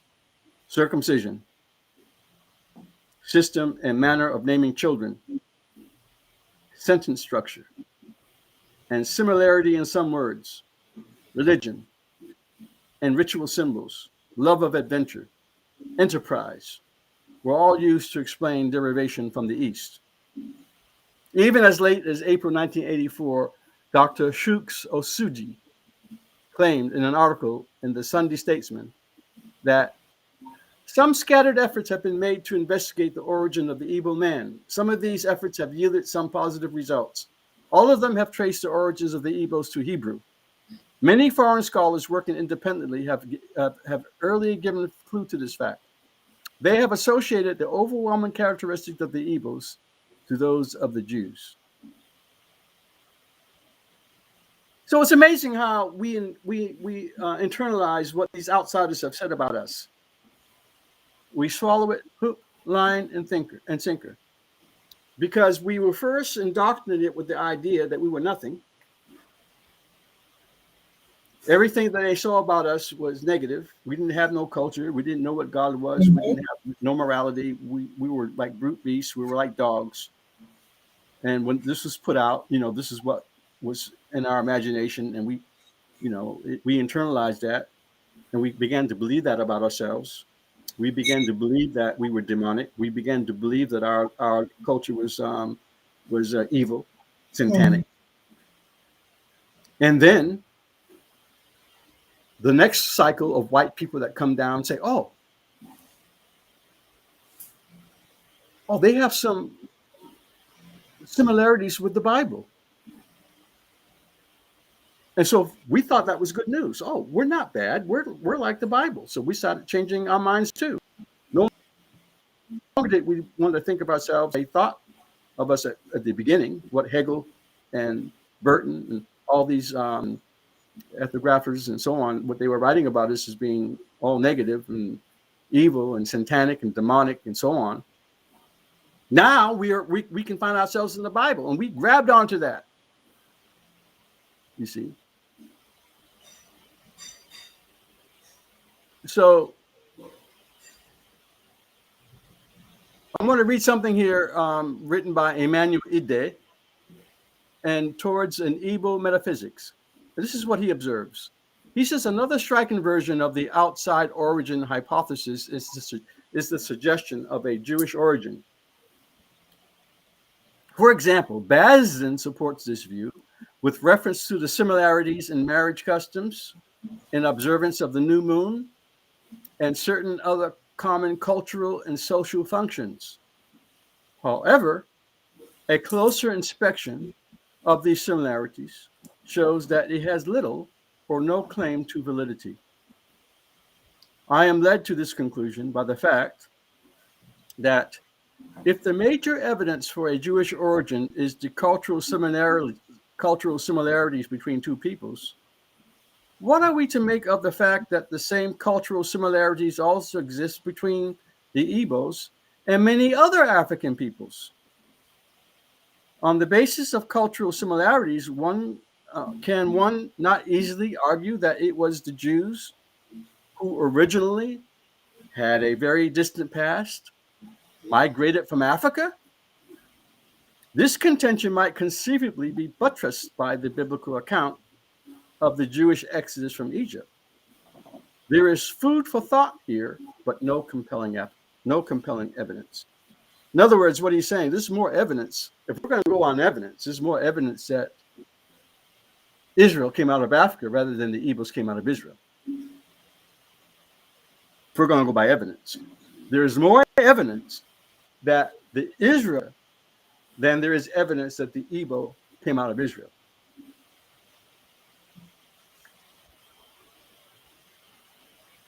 So there can be no question. There can be no question of the effect of Western literature generally and its articulation and application of the Hamitic hypothesis and its twin, the Oriental hypothesis, upon the African self-image and identity has been forged. Jews and Igbo share basic historical experiences that their traditional cultures bear many striking similarities, as can be seen from the biblical descriptions of purity taboos, circumcision rites, animal sacrifices. Similarities have been noted in the colonial discourse, Bible readers in many parts of Africa, and this has given rise to the persistent idea that their ancestors were Jews, despite the claims to a common descent, have been proven to be archaeologically and linguistically factitious. How do we then account for the linguistic and cultural similarities of Igbo tradition and Igbo tradition? I do not doubt Jewish influence in West Africa historically from the post-temple I do not doubt Jewish influence in West Africa historically from the temple period and the medieval period due to commerce and trade, because we know there was commerce and trade. We know after the destruction of the temple that many Jews went down to Africa. They went to Egypt. And that during the medieval period, there's a lot of trade between Europe and Africa. In fact, the Portuguese, who were the first slave traders who come to Africa, the ships that the Portuguese used were built by Jews. Many of the traders themselves were Jews. And a lot of these traders came down and they integrated with the native peoples. I'm sure that there are some Portuguese that integrated with Igbos, with Yorubas. You may very well find some Jewish DNA among those light-skinned Igbos. I know one brother, Igbo. Well, he's not Igbo, he's a Yoruba. But his last name is Solomon. He looks like you. He's much blacker than me, born in Lagos, but his last name is Solomon. But his ancestry is from Lebanon. So the idea that you may have European or Middle Asian mixture, we can go with that. We accept that. But we can accept that because we have evidence for that. We have a history for that. We can verify that. We can go on DNA. We can go on family records and so on. But these other things that are being brought up to try to prove that Igbos come from Israel, that is another matter. West African converts to Judaism during these periods, the Igbo especially, who claim Jewish identity, that they claim to be from Israel, ancient Israelites, Hebrews, or Jews, is, according to historian Shlomo Sand, it's a myth. And Shlomo Sand is a great Jewish scholar. He's also another colleague of mine. He's a professor at the university in Haifa, Israel. He says he wrote a book called The Invention of the Jewish People. He illustrates that ancient Israel of the Bible is an invention of modern scholars.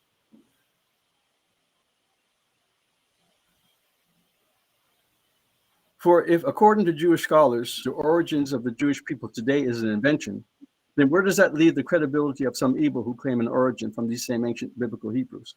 Jews, Jewish scholars doubt the historicity of the origin of the Jewish people. And yet, Africa and claim something more than Jewish scholars claim for themselves. Isn't that something?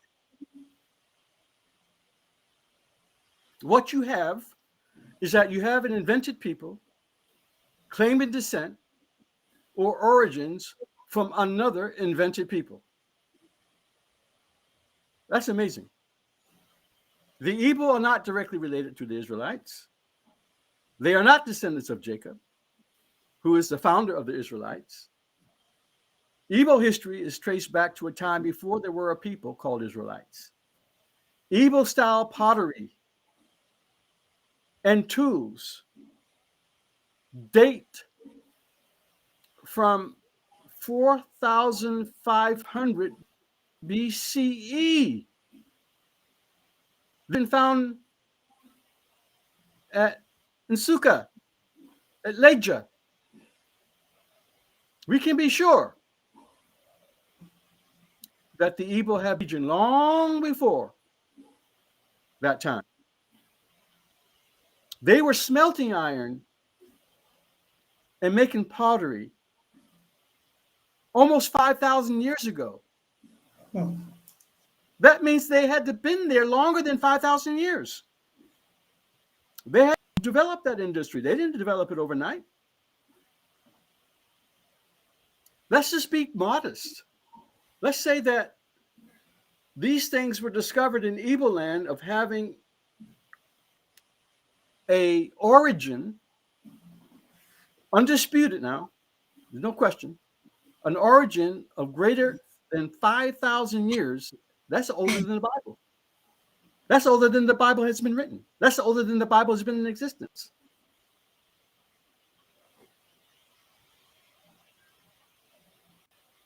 We can be sure that the Igbo have been in this region long before that time. Linguistic studies have proven the Igbo language to be much older than the Hebrew, which chronology would be no earlier than 2000 BC. The Hebrew language that we have right now, that you're learning when you set up your little synagogues and stuff, and you read your little liturgies and your prayer books and your Torah and all that, that's only 2,000 years old. That language is only 2,000 years old. It's not the Paleo-Hebrew. Paleo-Hebrew looks nothing like the Hebrew that we're reading today in the Torah or in your Jewish Bible. That language that you're reading in your Jewish Bible is only 2,000 years old. How are you going to claim origins from that? How are you going to claim that your language comes from that? The linguistic origins of the language. There was a story done in the New York Times, April the 14th, 2011, and the New York Times that featured a story on the research of Quentin D. Atkinson. You might want to write this down. Quentin D. Atkinson, a biologist at the University of Auckland in New Zealand, who has proposed a West African origin of human languages. This guy says that all language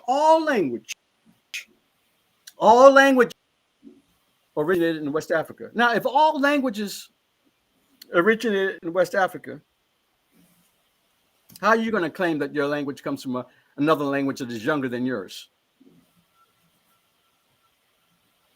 The conclusion by Atkinson research team that language originated in the western part. Listen very carefully. That languages originated in the western part of sub-Saharan Africa supports Catherine Ashilano's thesis of an Igbo origin of languages, because Igbo language is based in the western part of sub-Saharan Africa. Ashilano has also demonstrated in her work as a professional linguist of the Igbo roots of the Canaanite linguistic family, commonly referred to as Paleo-Hebrew, which is the mother of Hebrew language and culture. This is what she says. Listen. Kwa is the language family to which the Igbo, the Benin, the Ashanti, the Yoruba, and a number of other Niger-Congo languages belong. We have argued in the Lost Testament that Igbo has shown itself to be Proto-Kwa language. Evidence continues to demonstrate that Igbo is not a child of the Niger-Congo, but its mother. Migration of Australopithecus to Igbo land may account for Igbo being humanity's oldest mother tongue and for its being related to Chadic. See the work of French professor of paleontology Michael Brunet on excavations of fossil remains of Australopithecus, direct ancestor of Homo erectus, and Chad, Nigeria basin. This is the oldest evidence of bipedal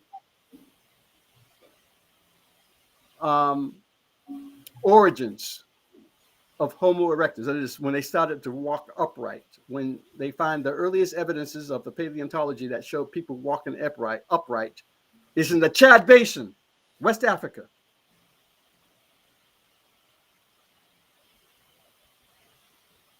So it is a matter of spiritual awareness, of spiritual maturity that is before us here.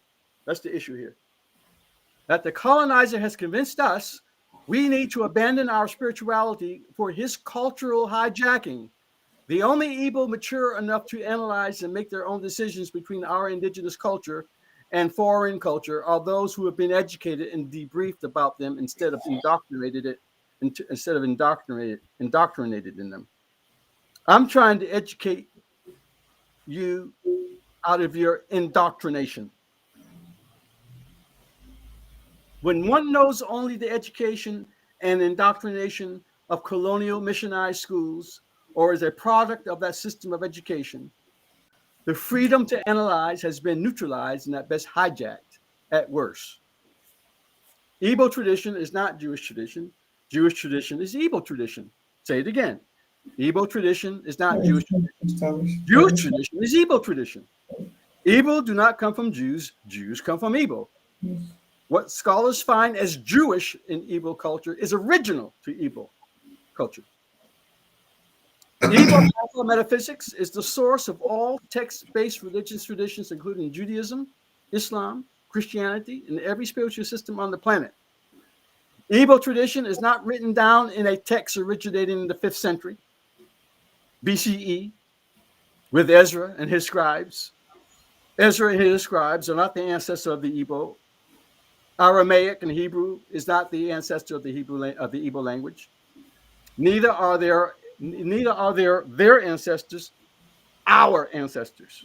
Our tradition is the ancient indigenous oral tradition of Afa, Ifa, Igbo cosmology and spirituality. Our knowledge and tradition is to be found in our own oral traditions as revealed in the scholars of Igbo oral tradition and the initiated society of our Inze elders. It is not to be found in the state of Israel.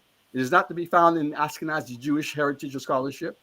This preoccupation of adopting, copying, that's what you're doing, you're just copying Israeli.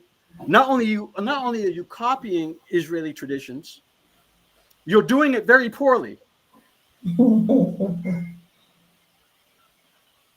You guys put on the kippah. You guys put on the tali, the prayer shawl. That's not from the Bible. That's from Europe. That's the European Jewish tradition. You don't even have the intelligence or the sense to go to your own African Jews to find out what African Jews do. You just take it from it. You just go straight to Europe. And you adopt their customs and you call yourself Jews, trying to copy them.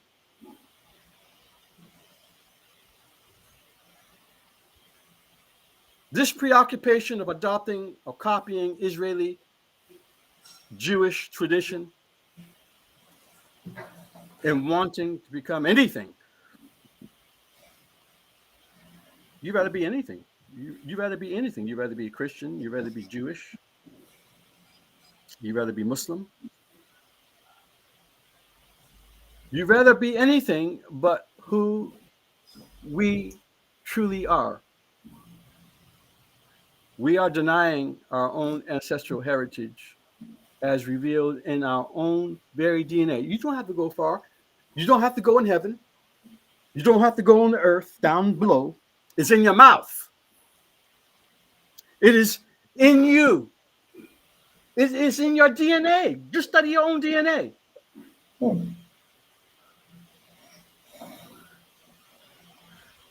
Study the facts. Study your own facts. Study what's below your feet. The oldest DNA ever found among human beings was found in a descendant of Eagles in Virginia. He had the Bow DNA that had a genetic distance of 450,000 years. Don't believe me. Don't believe me. Google it. Find out among yourself. Try to convince yourself of this truth, of this fact. Try to understand who you are and where you come from. This preoccupation of this fantasy that we have is sidetracking, if not hijacking, the Igbo from their true calling, their destiny, their birthright, as the initiators, as the inheritors, as the heralders of the new African Renaissance. This is the glad tidings that I bring to my people. This is the good news that I'm bringing to my people. This is the good news of restoration. This is the gospel. My brothers and sisters, this is the gospel of our redemption.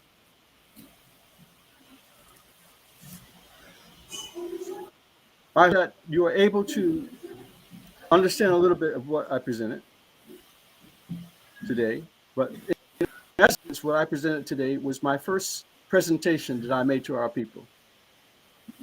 And I'm very pleased and very honored to have been able to present it here today. You know, one of the things that we like to claim with respect to our origin and our culture, you know, the colonial flag of, I don't know if you all have ever seen the colonial flag of Nigeria before it was incorporated and given its independence. But you know, if you look on the colonial flags of Nigeria, you're going to see the Star of David on it. Are you aware of that? That the colonial flag of Nigeria has the Star of David on it. Are you aware of that? And so yes, our leader told us some time ago. Okay, well, I'm going to tell you something that your leader didn't tell you. The British put that on that flag. You know why the British put it on that flag? You have to know something about the British when they came to Nigeria. When the British came to Nigeria, they were not enamored of Igbos.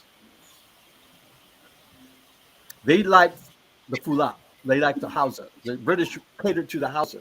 The British catered to the Hausa and to the Fulani, partly because they had books. You know, they had the Quran. They had the Quran before the Igbos had the Bible. And so because they had the Quran and because they had a system of education already set up among the Fula and among the Hausa, you know, Muslim education, Arab education, however you want to say, term it, they had this already set up. So the British found it very convenient to deal with the Fula and the Hausa, and they appropriated some of the Hausa and Fula symbols in the Nigerian flag. That Star of David comes from the Fula. It doesn't come from the Igbo. It comes from the Fula. Did your leader tell you that? No. Well, don't believe me. No. Don't believe me. Don't believe me. What I just told you. Don't believe me what I just told you. That symbol came from the Fula. What's his name? The person who incorporated Nigeria. Lugard, Lord Lugard. Lugard got that from the Fulas. Because this Star of David thing, do you know that the Star of David thing is very prominent among Muslims? You know, I went through the streets of Lagos, and I was going through the streets of Lagos, and I came across this store. I forget what kind of a store it was, but what attracted my attention is that they had the Star of David on it. They had the Star of David on both ends of the sign. And so naturally I go into the store and I find out, well, you know, why they have the Star of David on their sign. These were full of people now. And they said, oh, that's from Islam.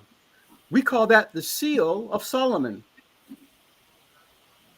The Seal of Solomon. The Seal of Solomon is on the flag of Morocco. Did you know that? There are a lot of Arab flags that have this symbol on it, what we call the Star of David. You guys call it the Star of David, but it's not the Star of David. It's the Seal of Solomon that the Arabs have on their flag. And that is the flag, and that is the symbol that was put on the Nigerian flag to give honor to the Fula. I don't want you to believe me. I don't want you to believe me. I want you to go and I want you to be shocked on your own.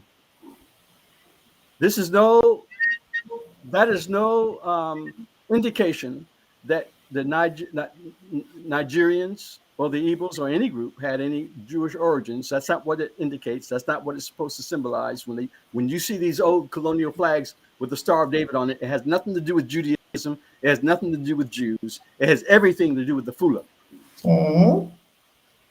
Yes, that's right. That makes sense. Exactly. Because they hated us. I'm surprised. So now, see, the reason why, you have this need for some reason to want to distance yourself from your past, from your origins, from your reality, from who you are, from your real, what's inside you. It's almost baked in you. I call it the zapping of the African mind. You know what it means when you get your mind zapped?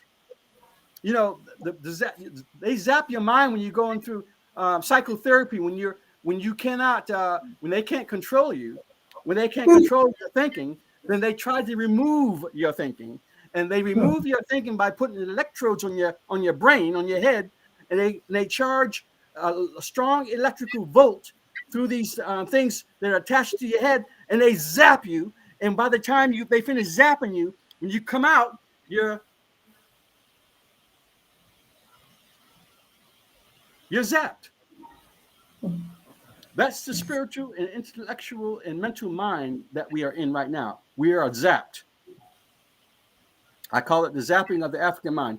The zapping of the African mind is a terrible thing. I'm here to tell you. And I'm hoping that we can get our minds unzapped by getting to who we really are, by going within, not going without, because we've been going without all this time. We've been going outside ourselves to find out who we are. Do you know when you do that, that's idolatry, you know? Y'all are worshiping idols, you don't know it. They accused you of worshiping idols in the beginning. In the beginning, when they first came upon you, you were not worshiping idols. They called you worshiping idols. You're worshiping idols now.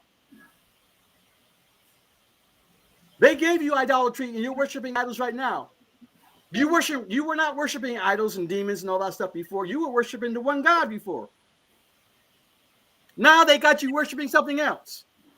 And you think that's the thing to do. You think that's the way to be. You think that's the way forward. You think that you're trying to identify yourselves to being something that has worth. You think that that has worth. They don't have worth. You have worth. So I'm here to tell you, my brothers, I'm sorry. No, I'm not sorry. I'm happy to be the one to tell you. So my brothers, I hope that you can get something from what I presented. I'm very happy to take any questions, or if you have any comments on this, I'm very happy to hear them. May God bless you. May you be able to understand. I hope that what I've been able to present, that you've been able to get something from it. But God bless you. Thank you very much. Thank you so much. We can't even thank you enough. And I hope my brothers and sisters, you came with your ball pen and your writing material, because I've been writing things down here. Yeah, thank you so much. Dr. Nelly, you have a question. I would like to start with you. Please say something.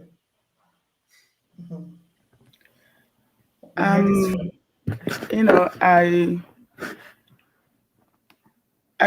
don't know. I always get overwhelmed. The information that Prince Eluemuno presented is something that I've been deliberating on, and there are a lot of more information are coming out. There's so much. There's a sister. There's something we're working on right now. Sister Owa. You know, these revelations are going to be shocking. And then the more I listen to Prince Eluemuno, the more overwhelmed I get. Because we have been deceived. We have been lied to. They have brainwashed us so much that we hate ourselves. We even hated our names. There is something that is going to come up in the next couple of days. It's really overwhelming to me. And I don't know. I can say that I wouldn't want to say I've been in tears. I've kind of been weeping. And then because I know it's an arduous, it's a very hard assignment. And from everything that Prince Eluemuno said today, you know, like they said, the Bible said, in the mouth of 2 or more witnesses, a truth is established.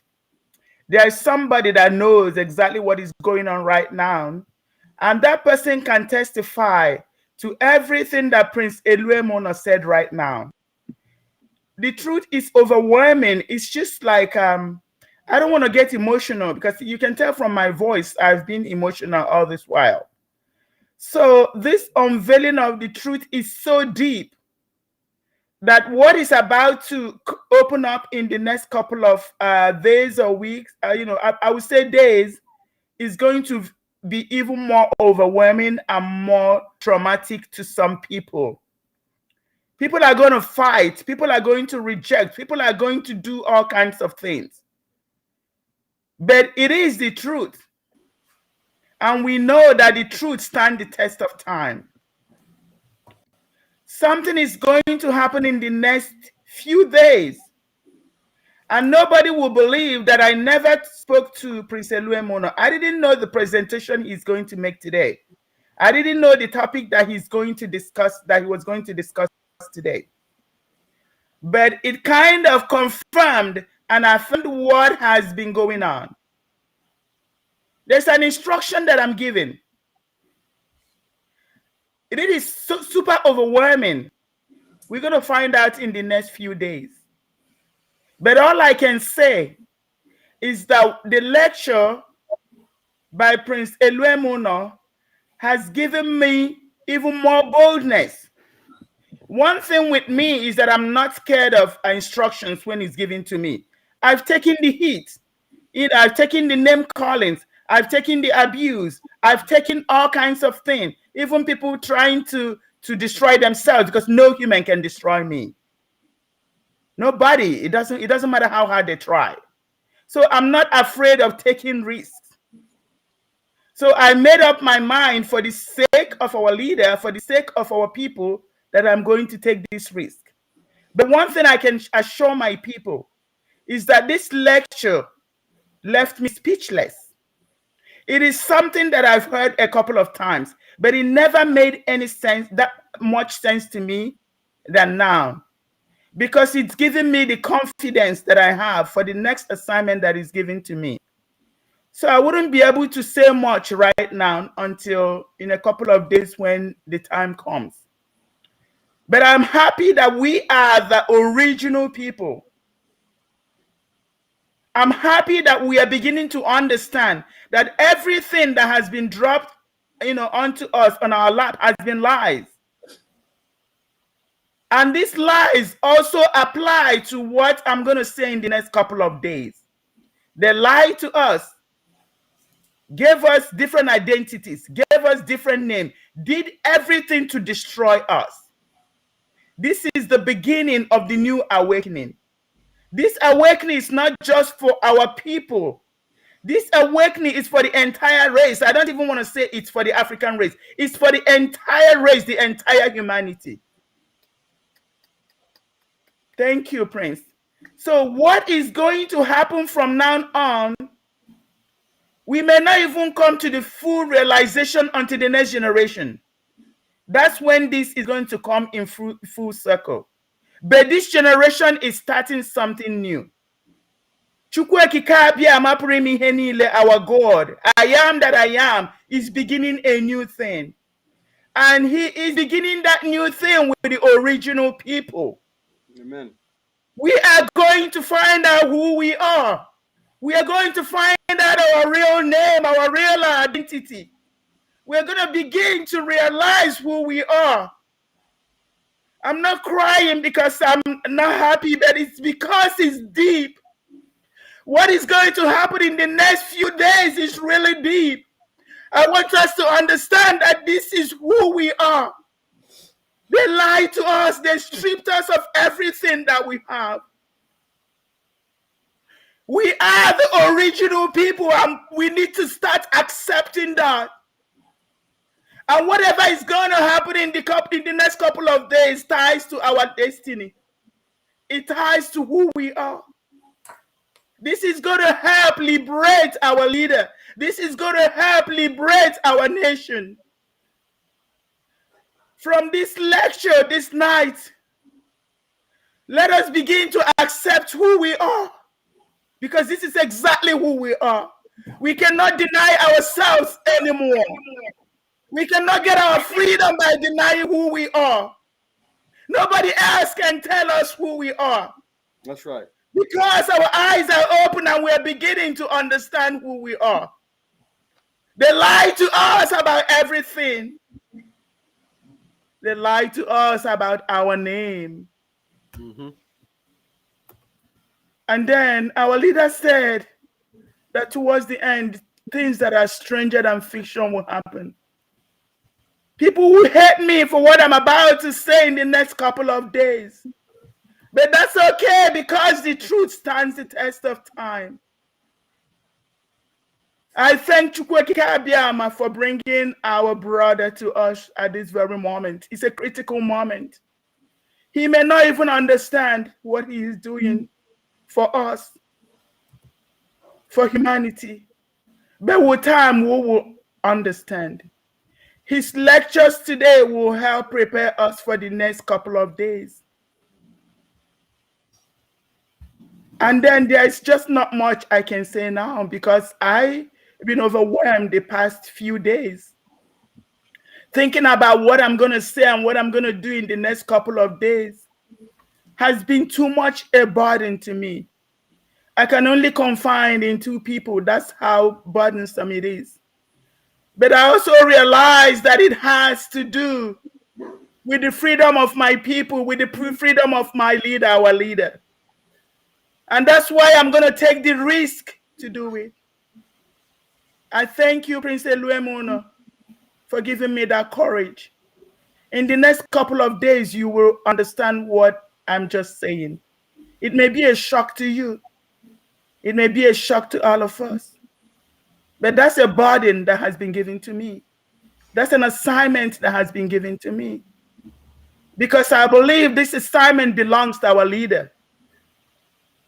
And that's why it's so hard that I'm going to be the one to carry out this assignment. But I don't have any choice. I don't care if people stone me, if they call me names or do whatever. With time, they will understand that this assignment, I didn't give it to me. If I had a choice, I would prefer for somebody else to do it. I'm just going to conclude by saying thank you so much, Prince Eluemuno. And in the next couple of days, there's going to be that shocker. Let me say before I leave, because I must leave now. I have other folks that they're upset because I'm not with them right now. So let me get ready to leave. And let me say before I leave that I will make available this text that I gave was published in a book. Yes. To say that you're not going to be able to find the book. You probably can find the book, but the book is very expensive. But I will give that. I will send it to you. I will send the document to you, Queen, both of you, in an email. And you may do with it whatever you wish. Thank you. You may publish it. So much. You can print it. You can send it. Yeah. I'll give you full rights. Okay. And the dissemination of it. So I will do that, and I will. And I know there's some people. I know there are many people. Listen, I've been doing this I wrote this 10 years ago. They didn't like it then. They'll like it now. And they didn't like it when I was there. And I'm sure there's still a lot of people that don't like it now. And that's their problem. But okay. I will make it available. And if there's any questions, I will entertain those questions if you would take them. I just can't entertain them now because I have to be somewhere right now. So okay. I just want to make that known to you. I will be giving this to you sometime, today or tonight. I'll send it to you, and you can share it with those who want to know it and want to read it for themselves.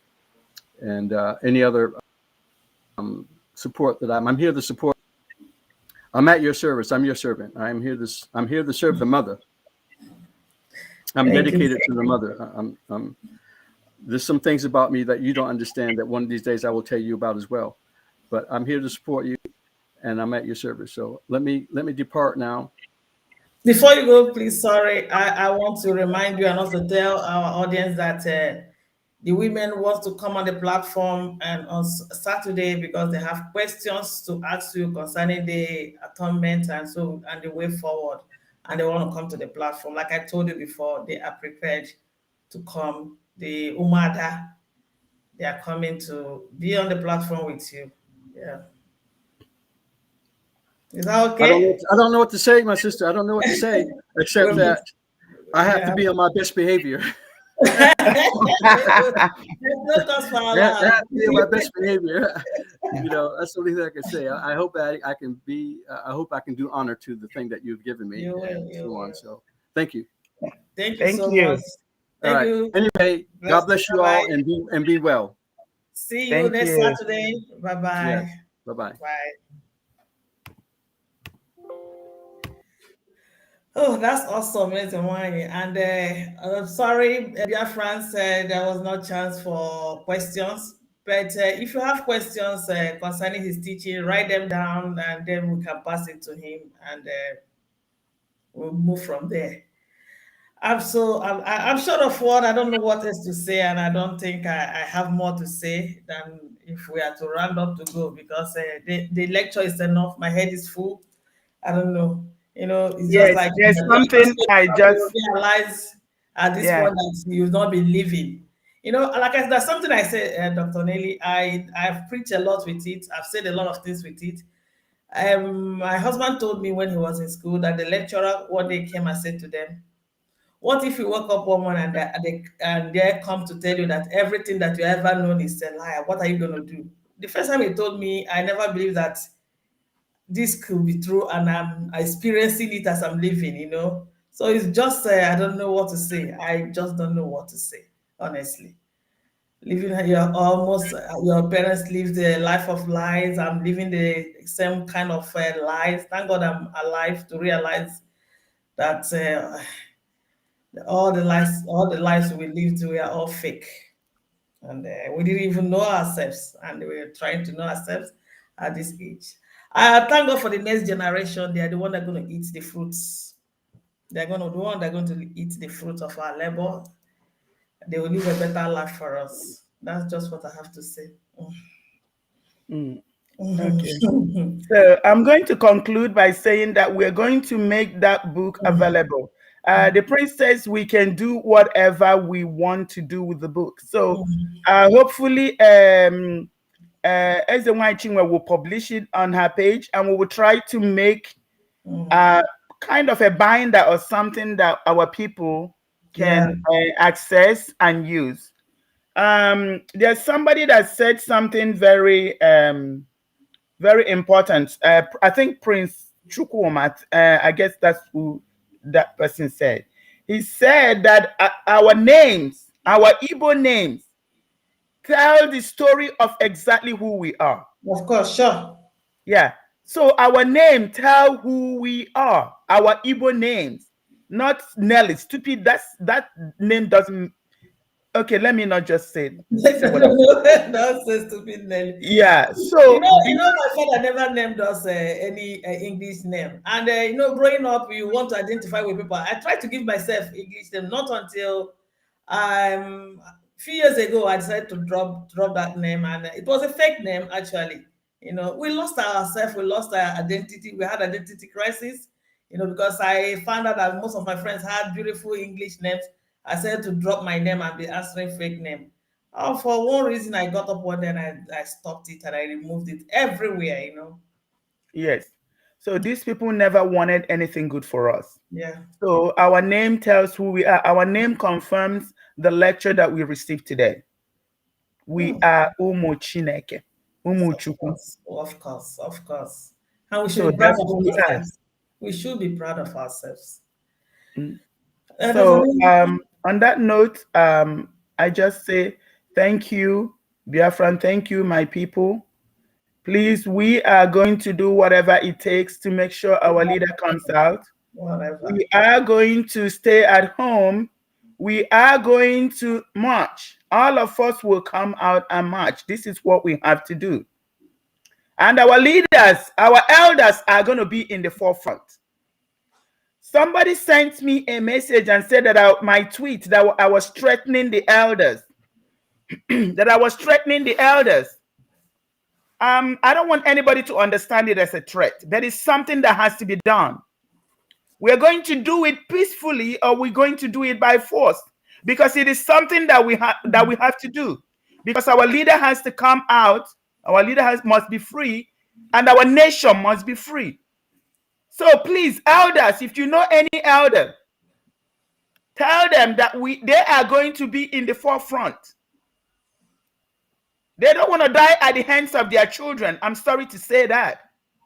We don't want it to come to that point. But we are going to do what we are told to do.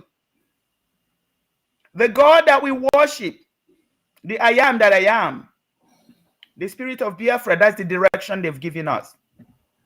So please let them begin to prepare their minds, because we are going to do it. We are going to come out in mass and tell these people that we are ready. We are ready to take our destiny. America, Britain, nobody will give us our freedom except us, because we are a great nation. Of course. Our nation is greater than all this nation. And somebody that is less than you cannot give you what you have. Our freedom belongs to us. And they will never give it to us, because they are leeching on us. They are stealing from us. They will never want us to be free. And we don't want to get our freedom from them, because they are beggars. We are the owners of everything they are stealing. And it's time to take it by force. And our leaders are going to stand in front. And we are going to tell them who we are. We're going to take our destiny. We're going to take our nation in our own hands. Please, leaders, please, our leaders, get prepared. We are going to do this peacefully. But if we have to force you people to join us, we don't have any option but to do it. Please, let's prepare our minds. Let's begin to get ready. Because what is about to happen, everybody should be part of it. I will emphasize that our leaders, our elders, are going to stand in the forefront, and we will follow them. And our leader will come out, and our nation will be restored. Thank you all, and have a good night. Thank you. And thank you, Dr. Nelly. And before we go, Umwada just sent me a message that they want to have emergency broadcast tomorrow, just to announce one or two things. That's what they said. And I remember Dr. Nelly is having a program too with Nsima tomorrow, so you can also join her there and make us great and make us proud. And before I go, I want to drop this scripture for us. I think it's timing. Ecclesiastes, I think it's 3 from 1 to 8. Go and read it. It says, in everything there is time and season. And I would like us to know there's time to laugh, there's time to cry, there's time to be born, time to die, time for peace, time for war, time to talk, time to keep quiet. And the First Chronicle said that the children of Issachar, they knew how to tell the time and season. Biafrans, are you telling your time and season? Have you known the time you are? Can you read it? Can you be sensitive with the spirit and not be distracted?